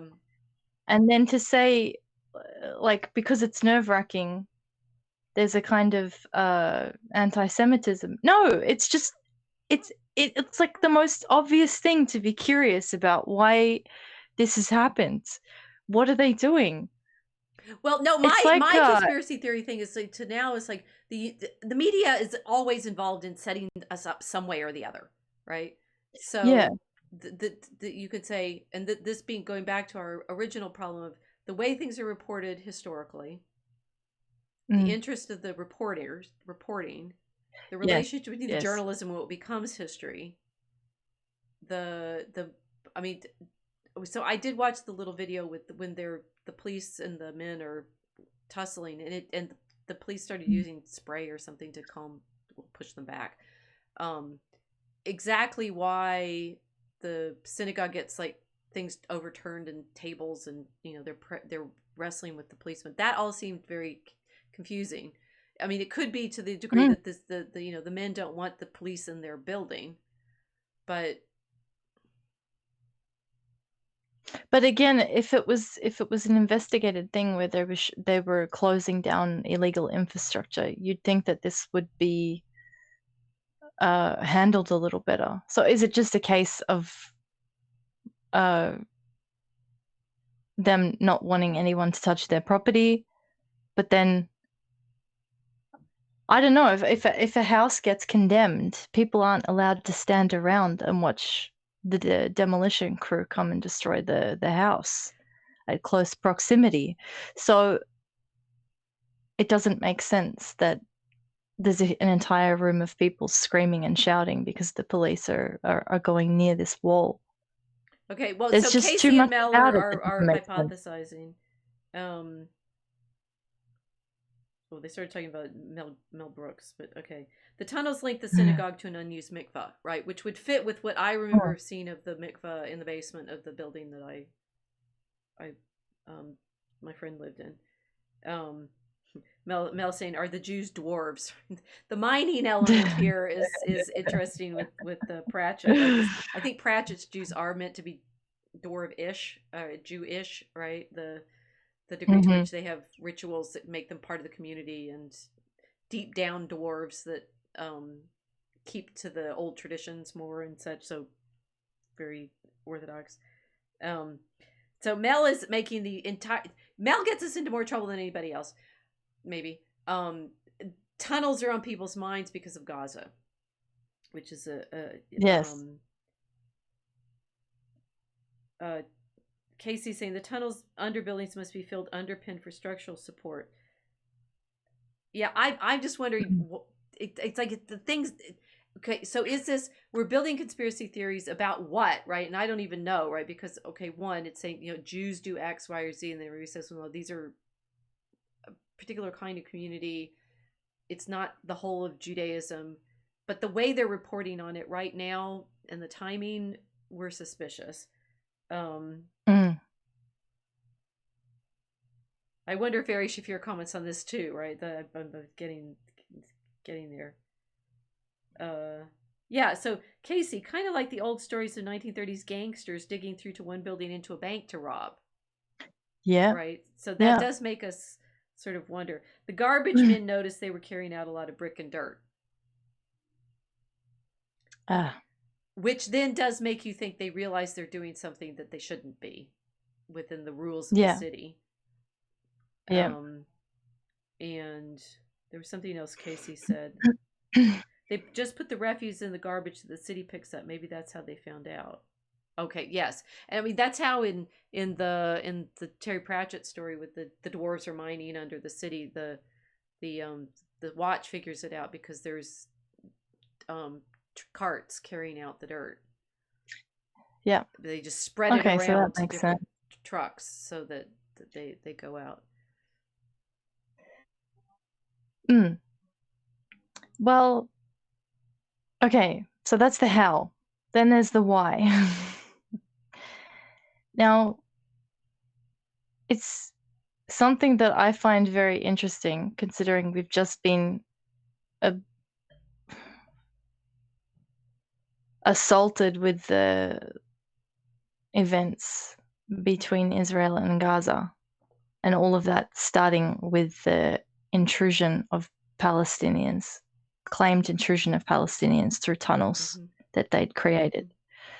This gets really tricky because I said in DCR when that first started, and we were being told that the response to the terrorism attacks on October 7th was that the Israelis were going to go and bomb Gaza. And I said, well, they're bombing the crime scene. Now, it seems very callous, but that's what they're doing, not making a claim about who's committed the crime yet. It is a crime scene. But if somebody has managed to do something, if somebody has managed to do something like that between two neighboring properties, where one neighbor has tunneled under the periphery and then gone into somebody else's home and done what they'd done, so we think about it on a small scale, then you would not be destroying the evidence. You would want to know exactly how they managed to do it. You'd want to know. If you were a country, my assumption is that you would want to know how these people have done this so that they can never do it again, because the complexity of being able to pull that off is so huge that just having the evidence there so you can find out what they've managed to do and to go around all of your military infrastructure, which is, I mean, in the case of Israel, ridiculously advanced. Right. So I thought, no, this is wrong. I mean, obviously it's wrong to be bombing anybody, but in the steps that you would take to figure out how they've done what they've done. Why would you destroy a crime scene? Like, why would you destroy the only evidence that you have that you're able to figure out how people have done what they've just done? So this is the problem with covering them up. In the case of what was going on between Hamas in Gaza and Israel, nobody is ever going to be able to do an investigation now, Right. because northern Gaza has been flattened. I mean, it is a tunnel. The entire north of that city is destroyed. Right.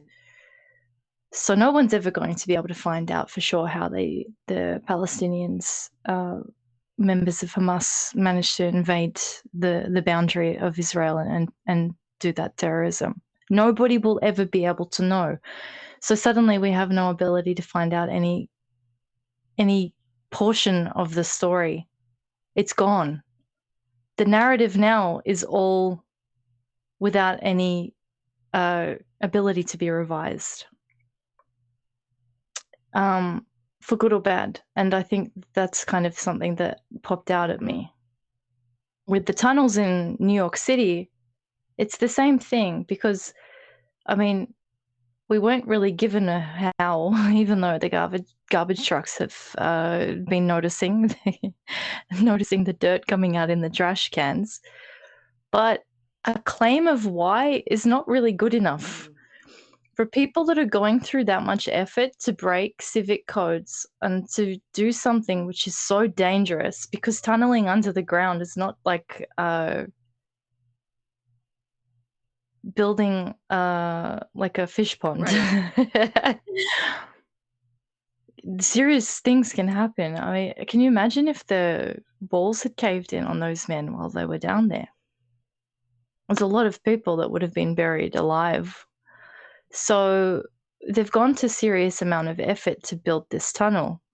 Now, if it's for a religious reason, that's a claim, but it's a really interesting claim, because you think, well, if it's a religious reason, they've exposed the residents of the city to an enormous amount of danger by damaging the integrity of the terrain. And so that has to be addressed, even without any of the other stuff. This is a serious thing to mess with the foundations of buildings. That hasn't even been discussed. What we've seen is just a complete kind of rage against anybody who is mad at what's happened, and no official why given with like a proper investigation, which you can't do if you pour concrete down these tunnels. So that's kind of where my head is at the moment with this whole thing. We're put into a position where the tunnels are being destroyed, and now all we can rely on is hearsay. And it's happened twice in a very short amount of time. Yeah. And yeah, that kind of feeds the paranoia, feeds the public paranoia, and it feeds the desire for answers and conclusion. But if you can't get a proper one, then all you're left with is hearsay. And then we're left with journalists creating narratives about what's happened, right? Well, because so everyone is, sort of triggered to apophenia and trying to find the connections. yeah, Well, I'm thinking of, yeah, with the JFK assassination, that is Lee Harvey Oswald. The accused is killed so soon, and yes, this sort of yes. sense of there's evidence being covered up. Why, right? Mm-hmm. Why is there evidence being covered up? Yeah, it's a straightforward question. Yeah. You'd want to know, like, in any crime scene, you would want to know everything, and you would want to have documented evidence of it, especially because they need to find out the people that were responsible for the construction. Right. And if nobody's willing to come forward and admit it, then there has to be some way that they'll find this out through the actual evidence that's been left behind as well. which brings us to the evidence that was left behind. It was just very strange collection of items that were pulled out of the tunnel. So, I mean, how can this not feed mass paranoia? And okay, by this point, I don't war. even know. It's like we're left with this complete conspiracy theory of who is making this such a mess. Yeah. Of Yeah. if there's an innocent explanation, why isn't it easy to show? If there isn't an innocent explanation, why is it being? I mean, it's like, yeah, okay, Yeah, you like was it persuaded me some that Jews selling crack in a you've turned me tunnel? into Like I conspiracy theorist. yeah. No, but it could have been like I know this sounds a bit nuts and it's a crazy sentence to say, but like it could have been Yeah. some Jews selling crack in a tunnel. We don't know. Like Right. it obviously you would lie if you were selling crack. So you're going to tell everybody you want to get to the mikvah. All right, but actually you were selling crack. Problem is, because you covered it up, now everyone thinks you were trafficking people and children in the tunnel, you know? And then everything gets crazy. This is like a textbook lesson on how to create a conspiracy. It's like, so what you were saying about the Q thing, that I was mainly aware of the arguments that they were making about things that they thought Trump was going to do. I didn't realize there was the trafficking element to the theorizing as well. So yeah. Okay, well, where does this leave us? We're over time and we haven't figured anything out. Oh. We'll go back to Barbie. Right. It's like, so is this do we have a lesson for our listeners?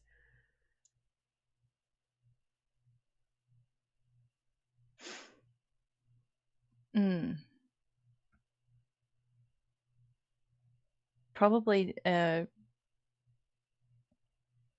keep calm in a car accident. Yeah, try not to get swept up into that big surge that happens in a crisis scene. Yes, and so the conspiracy theory version of whatever's going on in the synagogue with the tunnels is somebody wants people spinning conspiracy theories about what was going on in the tunnels because they need to activate certain kinds of other narratives to get people upset. Yeah. Which I've certainly seen. It's like, oh, it's, we're now going to trigger all of the old conspiracy theories about this subgroup to do what? Right. And certainly, I will say, in the Middle Ages, when the plague hit, there were lots of rumors about Jews, for example, poisoning wells. And the Pope said, don't be ridiculous. They're dying too. So, the problem of the way that the conspiracy theory can spin into, well, who's triggering them? Who wants, who are you looking to blame for what? And why would this, particular synagogue, how could you possibly believe that was at the center of any world conspiracy of anything? I mean, duh. That doesn't make any sense. As a master lair for nefarious activities, right? Whatever Mark Zuckerberg is building wherever he is in Hawaii. Would you think one of the billionaires, bunkers is more likely? We're talking tunnels, right? Yeah. Billionaire bunkers and, remote islands. I mean, are we living in a James Bond movie or what? Yes. These New York City tunnels did not look that high tech. I think at the no, they were the high tech conspiracy theory tunnels. You need government agencies to build them for you. Yeah. Or billionaires. Yeah. Yeah. So it's just like it's like who is trying to make us trigger that particular version of whichever it's like you do turn into the kind of dream version of things that the Mel Gibson character is having. It's like everything is gravy, right? Yeah. it's gravy, and then because you want a resolution in the gravy, you just go, oh, all right, well, I'll just go along with it, or I'll just ignore it, which are both bad options. Yeah. Because if you ignore it, I mean, you're ignoring something which is, I mean, pretty significant. But if you go along with that surge of energy around the crisis, then you get swept up in the emotion, and that emotion gets redirected Right. into something else, Right. which is potentially more horrifying. So, yeah, I mean, I'm jury's still out on the tunnels, but that's because we're not allowed to question it, and I think that's part of what is happening on purpose, is that Yeah. it's being flipped around to something that we're all supposed to be looking at, because look at it, because the media are talking about it.